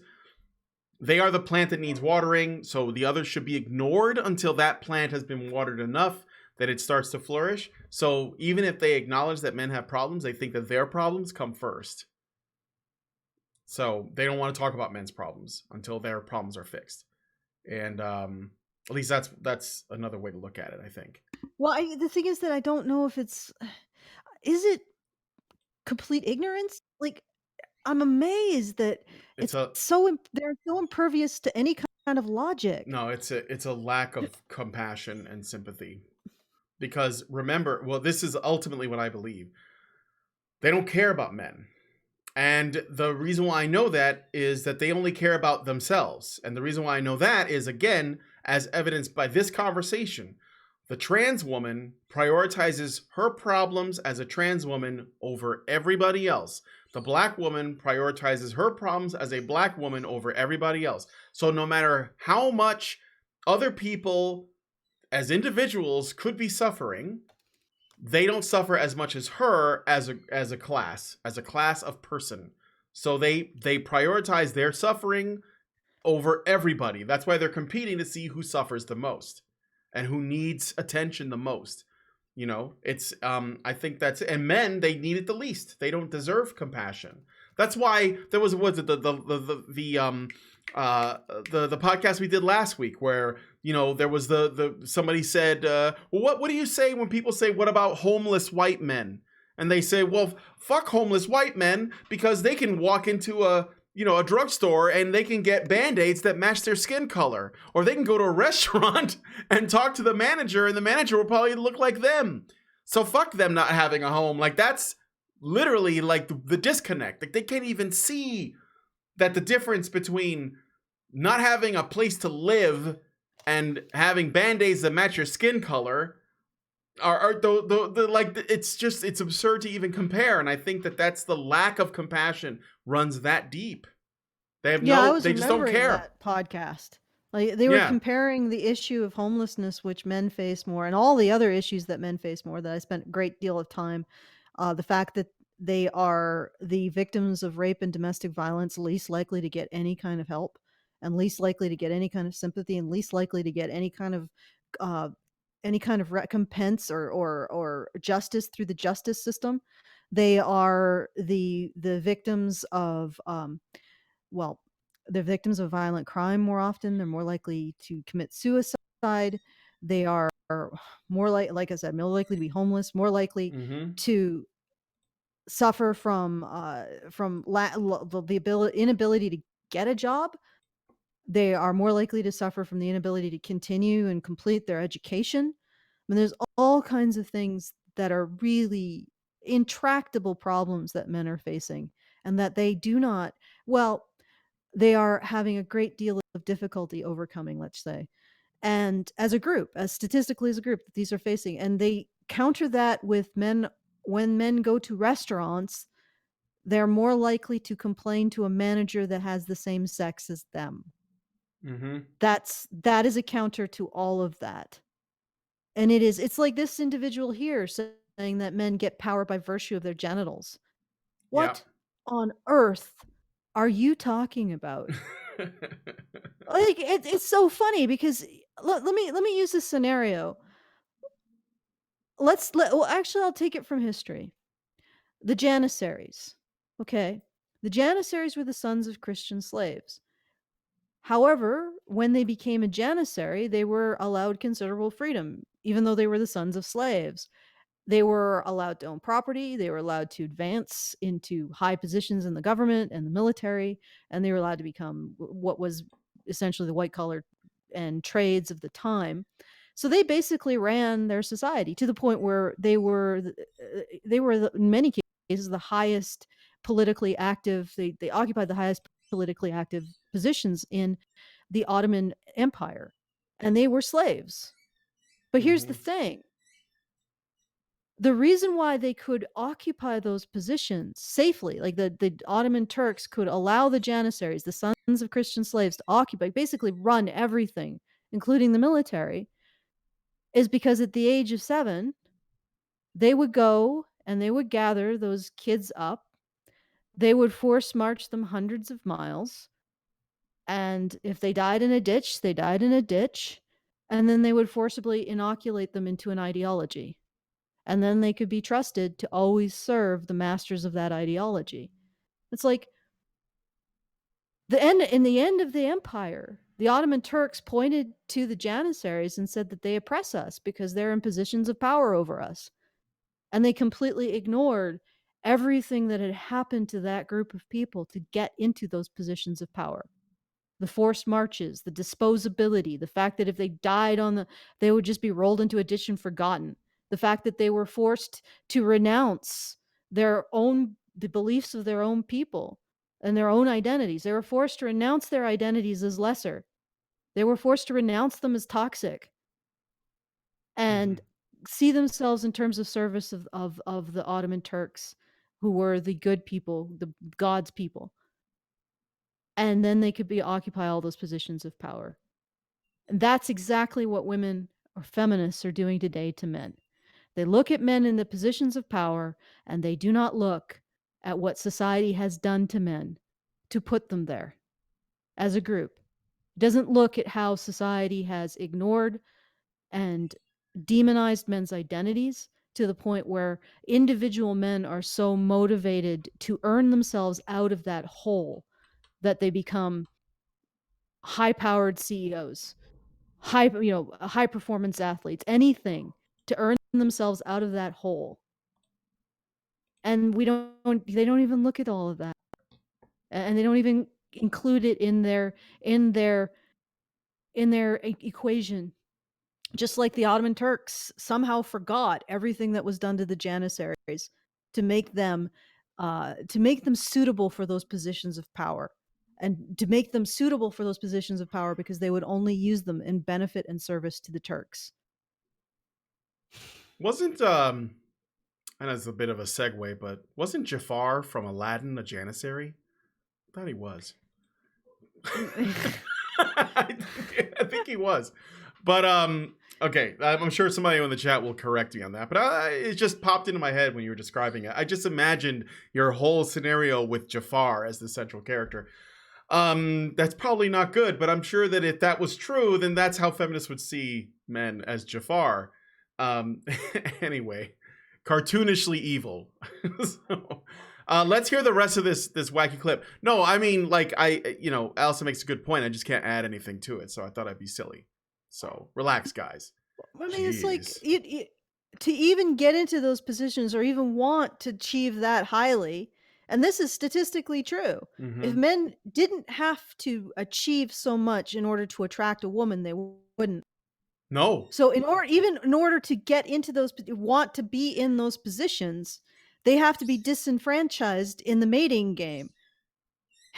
They have to be in a position where they're trying to be attractive to women, therefore they want to achieve more. They want, acquire currency, then you acquire the women. That kind of thing. They want to be attractive enough to women, and they have to do that because they're not attractive enough as they are as just a man. And all of that is ignored by the feminist equation making. What was that? But I don't know. What was that? It sounded like a super chat. It was I thought it was it may have gone through on one of my other scenes in my OBS. Not this one though. Ignore okay. It. Yeah. All right. So okay. So let's play the rest of this clip here, and then we'll check on see how the donations are going. That we should also be challenging. I think that's another way to challenge the way in which it's co-opted by people who are essentially doing really sexist, misogynistic things and yet trying to call themselves feminist. Absolutely. Who are these people again? Trying to do sexist, misogynistic things? Right-wing women or something, conservative women, I think is how we got on this. Yeah, because right-wing policies are inherently anti-woman. So it's just a virtue signal. So I'm just gonna make sure that I didn't miss anything here. No. Okay. I think we're gonna move on to the next bit. 1758. Okay, actually, before we do, come on, guys, we're stalled out a bit, so please do go to feedthebadger.com. Help us out. You can, help Prim and Hannah out. Make sure that they are stocked up full to the brim so they can make the radio shows. HBR Help and HBR Mental Health. No, HBR Talk and HBR Help. Hannah does HBR Talk, where she basically steamrolls over the opposition. I don't know how else to describe it. By the time Hannah is done with you, you are a nanometer thick. Yeah. There's nothing left of you. And of course, Prim is helping us with the call-in show and doing the mental health series, which is really important. And she definitely, oh my God, I'm doing the important thing. Oh, slap me, Brian, slap me. Okay. Okay. So go to feedthebadger.com and $5, $10, any little bit helps. We are at 53%, stalled out a bit. So come on, get those shekels moving, get them rustling, get them in there. Feedthebadger.com. Thank you. Let's do it. Okay, let's continue. Something like that. Well, that's hilarious, but it's also classic mansplaining. Those of us who are calling out. Oh, I should go back a little bit. Hold on. I think we missed something critical here. I jumped ahead. I missed the question that she meant to ask. So today we're talking about feminism. What would a feminist do about the word feminist? So Larry in Boston wrote in, "What's good for all of us is good for women." And a man wrote in. Okay, let's see what Larry he says. from Boston, why the hell did you do that? Yeah, right. We should stop dividing Americans into groups that politicians will invariably pit against each other. So what do you both think of this sentiment? Why do you think a focus on feminism, misogyny is important? I tend to think that any word that means gender justice will be considered a dirty word and bashed. But I do wonder what you say to people who say that the term has too much baggage or it divides us or anything like that. Well, that's hilarious, but it's also classic mansplaining. Those of us who are calling out sexism are not being divisive. Patriarchy is divisive. Ooh. Sexism actually makes the lives of women and gender minorities harder. And so calling that out and making that visible is a commitment to a world in which we can all live and thrive. And anything opposite of that is what's creating and causing the division. Julia. Okay, let me clarify this. Yeah. This is the instinct that these women are playing on. Men protect and provide for women. Men protect and provide. That's what they're triggering, is men's desire to protect and provide for women. And it's hilarious, but you can tell a man, hey, you don't protect and provide for women. You actually only want to help other men, and you can send him into some fucked up fugue state where he can't criticize what you're telling him. It's actually hilarious, but they are appealing to the very thing that they say doesn't exist, which is it's so deceitful, it's so con artistry, and it grinds my goddamn gears. Okay. Well, I got good news. Hold on. So, mansplaining, she said that. Boop. And she said patriarchy, which gives us bingo. It would be patriarchy that gives us bingo. Right down the middle. I thought for sure. God, I thought maybe, body positivity was going to come up. I don't know why. I guess I thought that might be it. Or rape culture. We didn't get rape culture at all. Or emotional labor. That was another one that I was waiting on, but that one didn't come up. But patriarchy, once again, has saved us and given us bingo. So thank you, Black Feminist, for mentioning patriarchy. This is how I know you're winning. All right. Well, anyway, do you want to say, go ahead? Let's look at this. Okay, so Black feminism, misogyny, incel, MRA, red pill, right winger. Oh yeah, they already mentioned that way in the beginning, and patriarchy. Yeah. Oh, all of their sin groups, basically. Well, no, except for Black feminism. Except for Black feminism. Oh, man. I might change the bingo card a little bit again next time. But there was something I thought I would put in there. Oh, Orange Man Bad. That should be on there. Except that this podcast is old, so it might not. I don't think that Orange Man comes up in this one, but it doesn't. I think that this is good though. I like my new bingo card. It's much better than the last one. So. And the honest to God truth is the essence of all of this is that all it is the desire and the will to gain moral authority over men. That's it. They will use any words to trigger those instincts that men have to protect and provide for women, to submit to women's needs. And that's all that this is. This is the logic to it. But there's a good part to that, and that is you don't have to listen to them. You can see through it. You don't have to actually be beholden to this nonsense.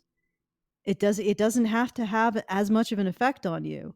I mean, you can listen to women who care about you and allow you to have moral authority too.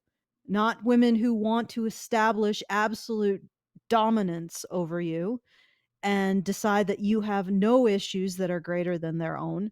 Therefore, they shall always be the center of concern.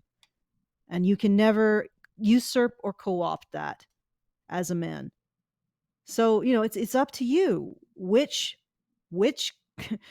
type of woman you feed, which type of woman you listen to, which type of woman's words you internalize. It's up to you as a man to decide. And there exist women who don't do this, who do bring your concerns and are aware of them and want to do something about them and want you to feel like you matter, as opposed to just being a convenience. And the funny thing is that these women are absolutely exploiting men's instincts to provide and protect and care for women. And they're doing so in the most abusive manner possible, while denying they exist at all. Yep. And it's this particular thing. Well, there's a lot of things about feminism that just disgusts me, but this particular aspect really disgusts me. And that is exploiting men's instincts to care about women while telling men that they don't care at all. Fuck you. Fuck you, Jessica Valenti. And fuck you, Kit, Feminist Podcast Kit components. Yeah, right. Yeah, fuck you too. Jessica Valenti is basically like an older Anita, and it's like if that's even possible. Anita looks like she's in her 40s already. Okay, so we got some more donations. Would you like to give us some shout outs? Shout outs? And this time I'll attempt not to. Okay, we have Matthew A. gives us $50. Thank you, Matthew. Very generous. Pascal S. gives us $50 as well. Thank you, Pascal. Oh, this is the name I never get. Chigozi? Chikose. Just say Chikose. That's fine. Chikose gives me $10. Thank you, Chikose. And we're still, let's see where we're at. We're at 63%. We're at 63%, so we only have like 27% left. We could go to, since we got bingo, we could go to the after show, or you know what? Let's give them another 10 minutes. Let's see if we can get like a double bingo. And if you guys keep, if we can get up to like 70%, we'll keep going in the next 10 minutes. How's that? Okay. Are you guys up to the challenge? Are you, all of you listening? Go to feedthebadger.com, $5, $10. If we get up to 70%, we'll keep going, finish out the hour.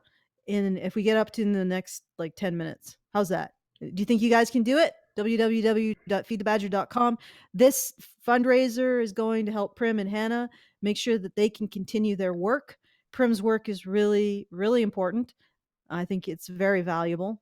And of course, I also think Hannah's work is very valuable, because once she's done with it, a feminist talking point usually it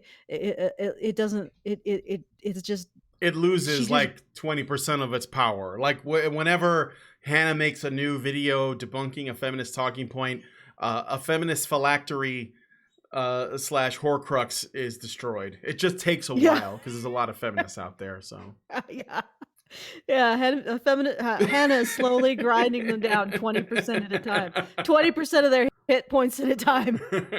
Every week. It's hard. Okay. She's just one voice, you know. We gotta level. We gotta like level her up. So go feed the badger. www.feedthebadger.com.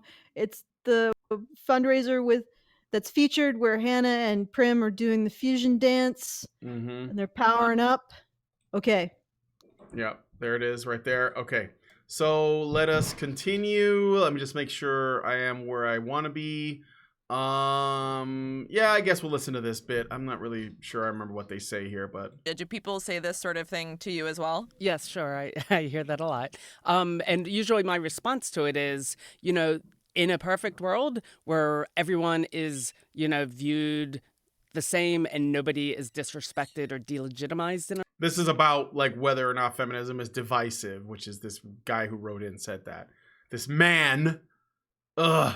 Our society, then yes, I could imagine the idea of like we shouldn't, you know, like everyone should be equal, that's fine. But we don't live in that world. We live in a world where certain people are targeted and treated differently and inferiorly than other people. And so as long as that's the world we live in, I think that you can't help but see calls to like, let's not get into identity. That shouldn't be important. That shouldn't divide us. Those can only be seen as distracting from these real issues that affect many of us. I'm trying to think, like, they really believe that everybody who isn't, you know, a cis white het man is treated like shit. And I'm trying to think how they've come to that conclusion. And I think that there is something about the fact that a person who is given no outs and has to develop themselves individually, has to develop their own individual skills to have any kind of standout, you know, and we do recognize that. We do recognize that gender role man, and that men have to spend more time honing their skills, physical, mental, etc., in order to be able to justify their existence at all. And there's some recognition to that in the word man. So we do in some ways believe that those males who achieve manhood, which is to be of use to someone, do have more of use value, like service value, than other people. That doesn't mean that we value them more. That just means that we value their usefulness more. So when we say that we value the idea of a man more, we value the usefulness of a man more. We certainly don't value male individuals more than female individuals, or male individuals more than individuals who have some claim to some aspect of this victimhood hierarchy. Mm-hmm. So and it's like this, it's kind of a myopia, because if you're going to rely on men to give you the things that you want from them, they are going to have to be able to develop that kind of ability in terms of service. And then you don't want to recognize that they have those greater abilities in terms of service. Well, that's not going to last very long, because if you give somebody no reward for sacrificing themselves, you're just not going to create those kind of habits. They're just going to stop doing it. Or they're just going to shut down psychologically. And there's some aspects of how we form habits and habitual ways of acting and thinking about ourselves that goes against so strongly, that if you don't actually reward men for serving women, it's not even that they're going to stop because they want to. They're going to stop because they have no psychological choice. It's impossible to continue to have those habits without some kind of reward at the end of them. It just won't work. So, congratulations, you're unraveling the very pedestal that you stand on, Jessica. Well, also, they're actually creating the environment that they claim to be against, because to your point about, if you take a group of people and you give them nothing, you basically, they don't deserve any help, they don't deserve any compassion, they don't deserve any assistance, they don't get treated like a victim group, they get none of the benefits that none of the I guess what you could say, I wouldn't call it benefits, but they don't get treated like a class of people that's worth protecting.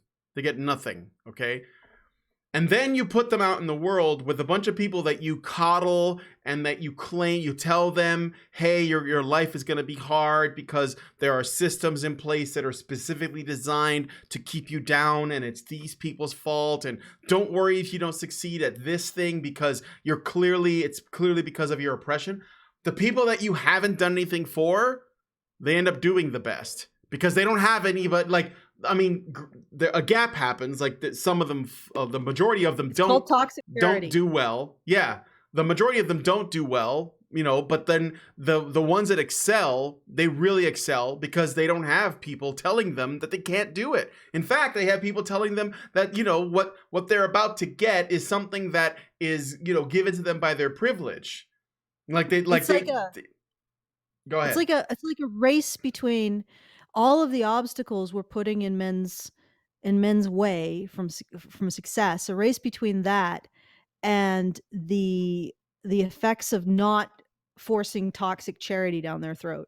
So it's like we're throwing up all of these obstacles for between men and men's achievement. Mm-hmm. Affirmative action against them, education that really doesn't educate boys.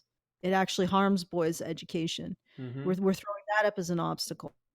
All of this constant toxic narrative around how their achievement is actually violence against women. So all of this, we're throwing up all of these huge obstacles, and it's like a race between these obstacles we keep throwing up, and the fact that they aren't subject to this toxic charity in which they're told everything in their life is somebody else's fault. Mm-hmm. And which one is how long are men going to be able to hold out with that kind of with their innate instincts and that kind of messaging that they don't have anyone to blame but themselves? How long are they going to hold out over this obstacle course that they're being thrown through? And of course, more and more men are dropping out because of the obstacle course, and we can't recognize it because we can't recognize that there's anything other than men's own choice that causes their world to be the way it is, or them to fail. We can't recognize that the obstacle course exists because it's always men's fault if they fail. But so it's like these two competing factors. Which one is gonna? And eventually, that the obstacle course is gonna win out. We're gonna put so many obstacles in the way of men's achievement that they just won't be able to do it, and then our entire society collapses. Mm-hmm. Oh my, I sound amused.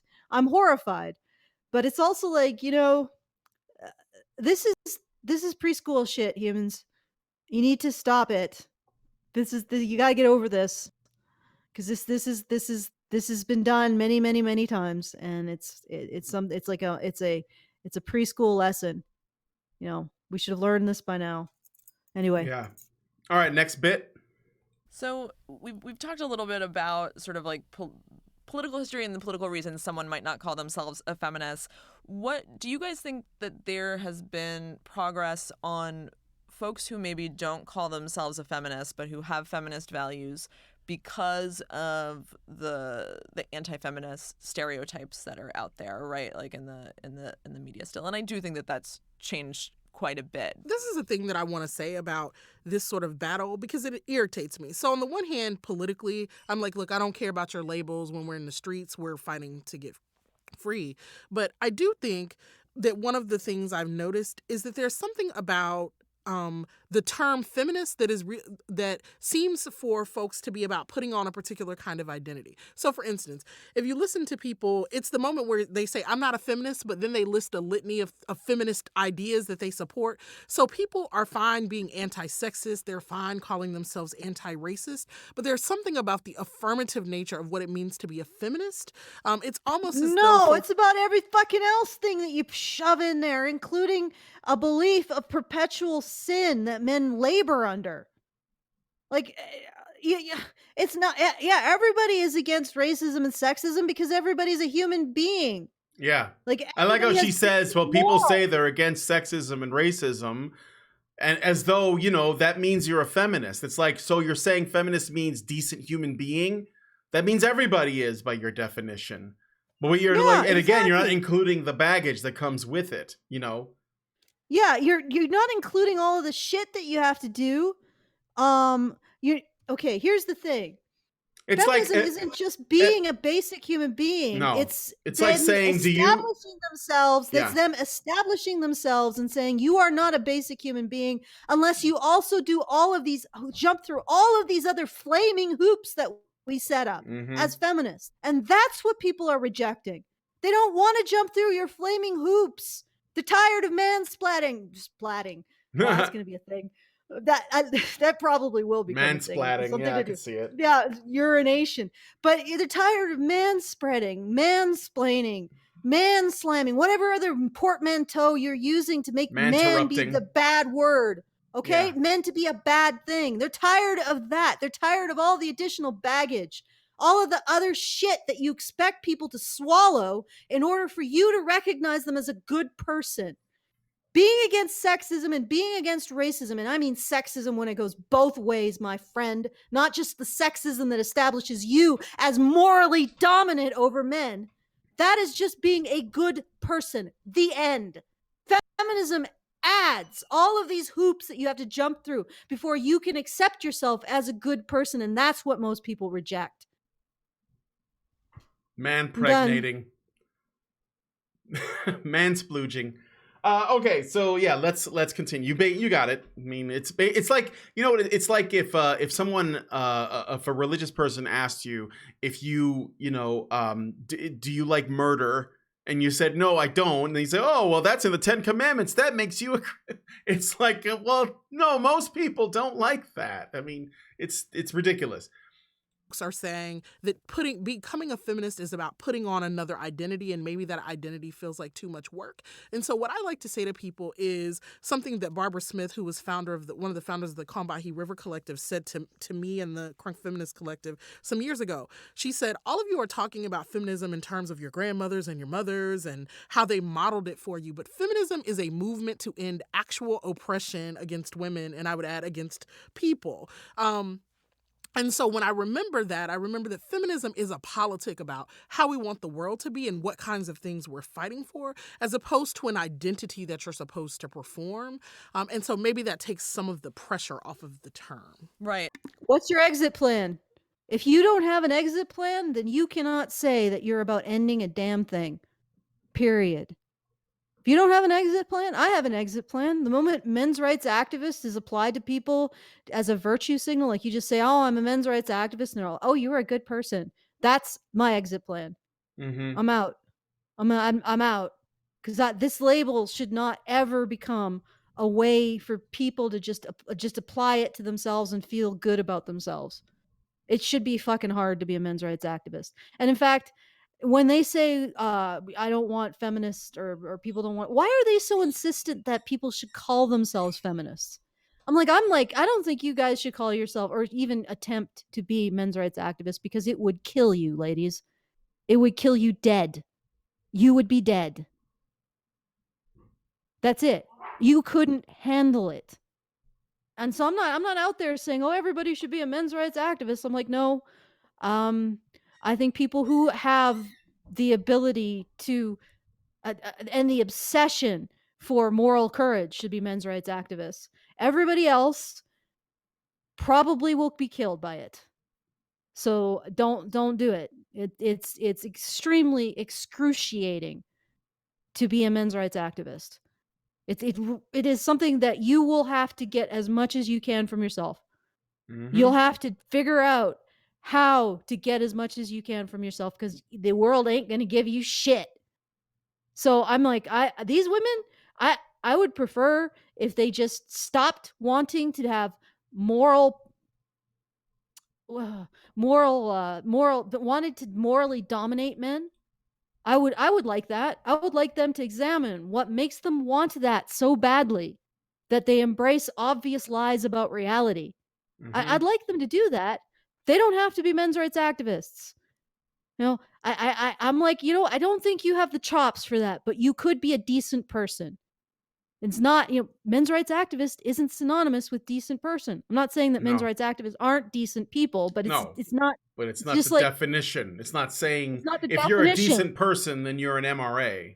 No, that's not how it works. You can be a decent person just by having your shit together and questioning why you need this freaking dominance over another group of people who are hurting and who have their own needs and maybe could use a little bit of attention and compassion. Why do you insist on dominating them? Ladies, why? Why is it so important to you? Maybe you should spend some time examining that so you can become a good person. But you don't have to be a men's rights activist to be a good person. You just have to be one damn stubborn fuck. All right. So we got some super chats I should probably read out, and you did get a little bit more. We're at 65% on the fundraiser. So Polaris 589 gives us $5 and says, if men gave birth, they'd be women. Bass quoted by Zers. I say Zers, not Bass because I'm not going to say that. Bolo_BRL gives us $5 and says, who wants to lay good money that they will eventually shorten all the quote man insert activity here down to just manning, as in just like doing man things. They're trying I guess they freaking hate the idea that man is a label that means anything good. Yeah. They'll probably just call it something. Yeah, maybe they'll just call it broing it up or something. I think they've actually started to make bro into a bit of a pejorative, you know? So maybe that's their way, but they're going to get to man. They're going to get to that. Give them the time to figure out. It's all about language for them anyways. All right, so let us continue with this clip. Right. Julia, what do you think? Yeah, I would say that the general overall sentiments that lead people to stay away from the word feminism are definitely a concern, particularly in our society. There's these two paradoxical ideas that have been associated with feminism, that if you're a feminist, that you're either a man-hater or that you want to be a man, right? And even though they seem completely mutually incompatible, I definitely think that there's saying it. There is that, but I think that this person is intentionally misrepresenting that. Feminists don't want to be men. They want everything that men have except the stink of masculinity itself. They it's like let's look at it like this way. I mean, and again, this is what I've seen. As an example, feminists dislike in media, they dislike masculine men in their media that they consume. Traditionally masculine characters, if they're macho, if they're action heroes, and they get the girl and all of that. But they do like it when women are essentially doing what men do in those films.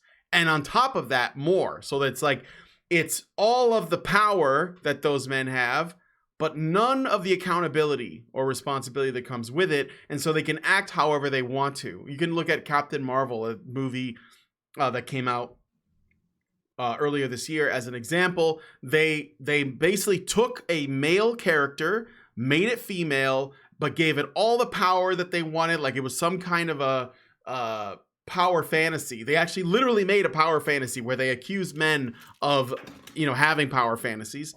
And they did it without any of the baggage that comes with it that normally, would accompany a complete character, like a moral compass or a way of behavior, or maybe the way that they were raised or whatever that makes them, gives them the moral center. They are simply the moral center because they are female. But they basically treat them like men. So they basically, they want women to get everything that they think that men get, which is all the power and none of the accountability and none of the responsibility that comes with it. And they think that that's a reality that men actually have, that they actually deal with. Well, so in that regard, they do want to be men, but they only want the good that comes from that. And they want it applied, all of the positive masculine traits.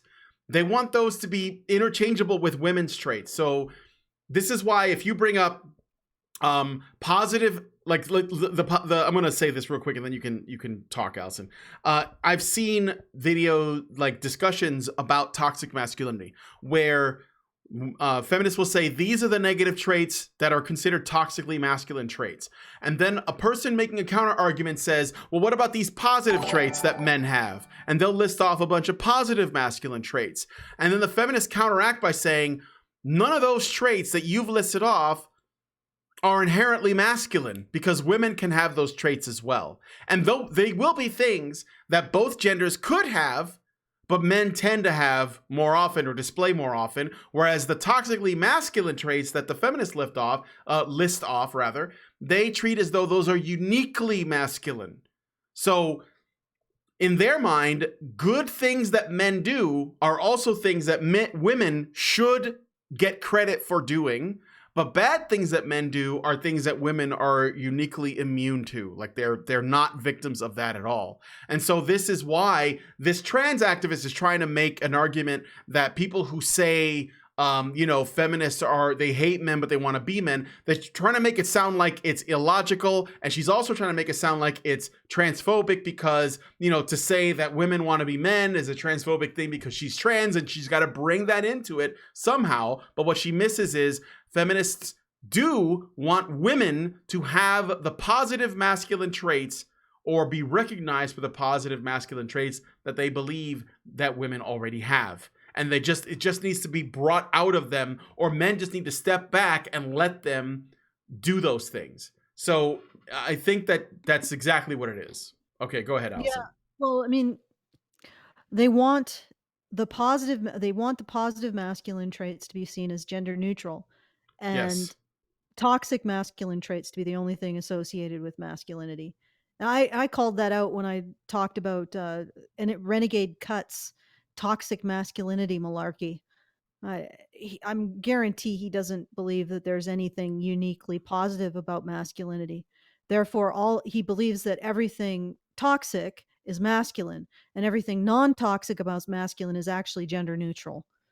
So, and in this case, the idea that feminists want to be men, well, yeah, they want to have all the good things that men want. And also the thing is that you have to make a distinction between who's saying it, because conservatives who also believe that women should have moral authority over men, and that's not all conservatives, because there's now so many different types and flavors of conservatives, because the left has ejected everybody except those that strictly adhere to their moral caste system. But those conservatives who believe that it is the nature of things for women to have moral authority over men think that men have all of these negative traits that feminists also want to have. So that's their critique in terms of men wanting to be like feminists, and that then that feminists hate men. Well, I mean, it may not be that these feminists really do hate men, but they certainly want to have moral dominance over them. And they are very, very, very focused on establishing that moral dominance over men.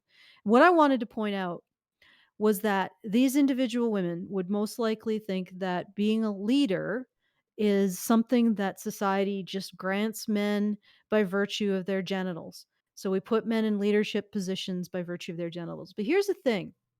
I've been, at the recommendation of Brian and Lindsay, I've been reading a book called Extreme Ownership. And Extreme Ownership points out quite rightly that those leaders who take responsibility for everything that happens, every single fuck up, every single mistake that's done while they are the leader, they'd make no excuses, blame no one but themselves. They're the ones who have the most successful teams. So, in other words, in order to be a leader, you have to be the kind of person who's willing to swallow anyone else's mistakes and take it on yourself as yours. And that actually inspires people below you as a leader to take responsibility for themselves as well, in a strange way. So the most successful leaders are the leaders who take the most responsibility. Do these Yep. women realize that leadership is about being No. being the person who takes the ultimate responsibility for No. everything? No, No, because they think everything's being a about power. leader- It's just about having power over everybody else. That's They what they think- think it is. And the thing is that this isn't something that's just, a good leader. Well, yes, a good leader takes this kind of responsibility, and a good leader is the one that gets results. If you're a bad leader, generally you get shuffled out, unless you got serious connections and nepotism, or you've been put in there because of affirmative action. So, if you want to be a leader, if you want to be a successful leader, you have to be the kind of person who takes it all on, takes on all the responsibility, all of it.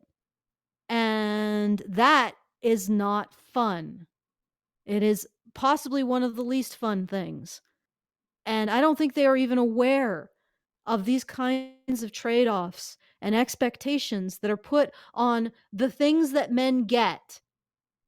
You know, men get high-powered leadership positions. Well, if they're going to do well in them, they got to take responsibility for everything. You know, men get high-powered sales commissions.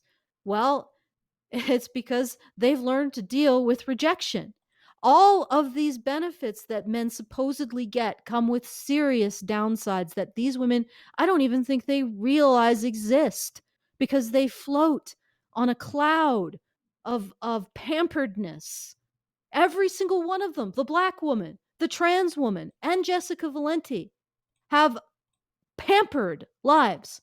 If they don't recognize that all of these so-called benefits that men have serious drawbacks or serious expectations of personal ability and self-sacrifice. If they don't see that, it's because they've never experienced that level of responsibility or self-sacrifice or expectation of self-management or ability to manage rejection. They've never experienced it. All they do, their only experience of leadership is probably walking into a hair salon and saying, "I want blonde highlights," and having them snap to it. That's their experience of leadership, is being served. And they don't understand it outside of that. They don't understand the kind of leadership that has to live up to an external standard. They don't understand that. Nope. This is exactly it. This is why when they are given responsibilities, they treat it as emotional labor that they don't think they should have to deal with. They don't realize, like, that, you know, these positions of power, what they call power, are actually positions of responsibility. More so. And the reason why this is all heading our society off a cliff is not because it's put women in power. It's because it's put these women in power. Yeah, exactly. Yes. By the way, the book Extreme Ownership was written by Jocko Willink, which is the toughest guy I've ever seen. He's a Navy SEAL or ex-Navy SEAL or something, and just a bad motherfucker. And he's got he's got an unbelievable jaw. That's all I'm saying. So, all right. Let's see where we are at. We're still at 65%. I got one more clip. So I know. I got one more we clip get a and we're super almost chat at the there? end. I We heard did the get some sound. super chats, yes. So I got a couple super chats actually. I'm One from Charles for $10. He says, when they become bosses or politicians, they act like the worst stereotypes they project. They hate and want to be men like someone might hate and want to be a dictator. Thank you, egregious Charles, for that. Okay, Alison, go ahead. they hate the fact that they think men have anything they don't, but they still want it. All right. And yeah, they become the worst stereotype. Like, unbelievable. The shit that I've heard about some of the women in power, like the sexual predation, ugh. Anyway, and it's All because right. they have no understanding that men have a right to their own boundaries. Mm-hmm. They have no way of dealing with men who are their subordinates except in terms of exploiting them. Yep. And it's horrific to watch. Anyway, so we're at 65%. So I'm gonna have to ask that we end this because I stupidly It's okay. left my migraine glasses at home, It's and I okay. can feel the frisson going up my spine. Well, I'm actually at the end. I only have the rest of this little bit to play. It's like 20 seconds, and that's all of the hot takes. So we're actually at the end here. After this, they shill their books, but come on, really? Are you going to read them? No, but we don't need to. I want to hear the don't need rest to of do this, that. argument that this is transphobic, and then we could just wrap it up. We did get bingo, but they didn't go into rape culture and emotional labor and toxic masculinity and body positivity. I'm kind of surprised by that. A lot of homophobia and transphobia kind of embedded in those sentiments, and in Sure a there is. society where there are those negative attitudes towards gender and sexual minorities, it makes sense that people will shy away from it because they want to be just a normal woman rather than seen as... It's almost as if embracing the word feminism has this stigma of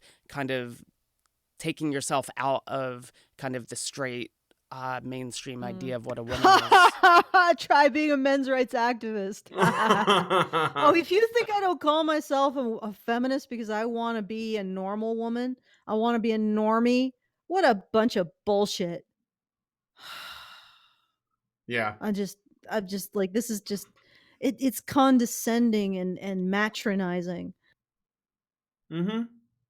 Well, I mean, other than that, like, I could play the things about the books, but it's just nothing we can respond to. So if you guys want to, I put a link to the podcast in the low bar. Honestly, if I played every single clip I had, there was a bit on harassment. So that would have gotten a check, and I think there was one about privilege as well. So, I mean, privilege is basically like all throughout the whole thing. So I could technically have checked that box, but no wage gap, no rape culture, no 1 in 4, no body positivity, no emotional labor. Maybe next time, maybe on another one. So I got nothing. This is Jessica Valenti's podcast. This one is 3 years old. The most recent one she did was still like fucking 2 years ago. So I guess she doesn't need to do any more work on her channel. Most recent one is called "Making Art in the Time of Trump: What Would a Feminist Do?" podcast. I am not kidding. Because there was fear that he was gonna. One. Yeah, we could do that one. We could do that one. So, do you have any final words to say before we close out the show? I don't know. Just like it.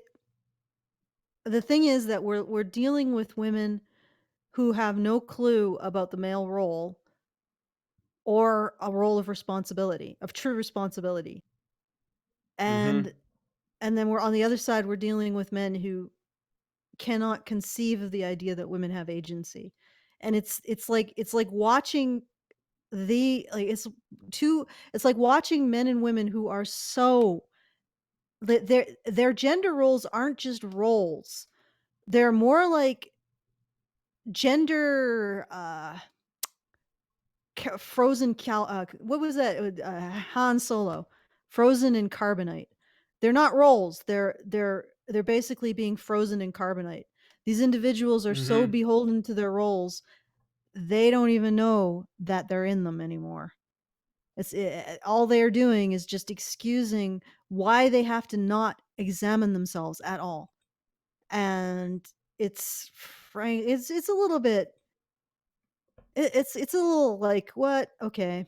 Yeah. And then they presume to lecture people like me on how to challenge gender roles. I'm like, my dears, you are so caught in your gender role. I don't even think there's an individual. There's only the gender role. There's no what was it? There is only Zool. Yeah. It's like, I'm not, I look at Jessica Valenti. There isn't a Jessica in there. There's only the female gender role. And these other women, exactly the same. I should put gender roles on this bingo card. Yeah. If you guys have any suggestions for bingo squares, put them in the comments. I want to see that. Maybe I'll do a thing where, whenever we do it, I'll change up the card a little bit, move some things around, and add some things and take things out, in my attempt to predict what will be in whatever it is I decide to go through. But you can also put the bingo card up underneath this video on our blog too. Yeah, I guess I could if I can add images, but this will you just definitely be can add images. Yeah. This will just be an image though. So if people are playing along, they're going to have the same card. The one thing you could do is, if there was a way to randomize it, we could, or, build multiple bingo cards that all have different feminist talking points in different squares. And then anyway, that'd be if you really wanted to play bingo. That's how you'd have to do it. Because everyone would have to have a different card. But you're making this very elaborate. Where you, I know, you but it'd be great and worth it. But yeah, whatever. Oh yeah, you're right. You know what? That would be worth it. To have some sort of you go to the blog and you dial up your bingo card and you play along. Maybe we could have prizes. That would actually be awesome. Yeah. You know what, Brian? I'm gonna see if that's something that's even feasible. Yeah, see if there's something that somebody else could do, because I got too much on my plate. But yes. No, I wouldn't make you do it. But I wouldn't even do it. I'd probably delegate it to someone who's interested. But anyway, once again, we haven't finished our fundraiser today. We have some time. Yeah, we still have some time. Okay. So we did pretty well. It's not bad. I'm actually sort of glad you guys didn't make it, because I really need to leave. I'm starting to feel the migraine come on, because I stupidly left my migraine glasses at home. But yeah, so we made it to 65%. I want to thank Prit M, who gave us $5. Thank you, Nathan Prit. C, who gave us another $10. Thank you, Nathan. Thanks, Nate. Yeah, I'll just double check to see if there's anything more. Nope, looks like that's it. If you're listening after the show, we still have the fundraiser open, and we still need more funds. So please go to www.feedthebadger.com. The fundraiser in question is to help Prim and Hannah put on HBR Help and HBR Talk, respectively. They do really good work. Hannah absolutely and utterly eviscerates feminist arguments, while Prim is very much focused on helping men increase their or improve their mental health and get better and deal with living in a society that just blames and shames you guys, which is totally unfair. So go to www.feedthebadger.com, put some shekels in the hat. Every little bit counts. And thank you for listening. Thank you for allowing us to continue to make this content. Yeah. Okay, with that said, we're going to go. So I'm going to ask you guys, if you could, please leave us a comment. Again, let us know if there's what you think about the video, as well as any other squares you want to see on the Feminist Bingo card. Maybe you have a podcast you'd like to suggest that I check out that could be worth doing. Also, give this video a like, subscribe to the channel if you're not already, and hit the bell for notifications. Thanks again for coming on the Rantzerker number 114. And yeah, have a great rest of your night. Everybody have a good one.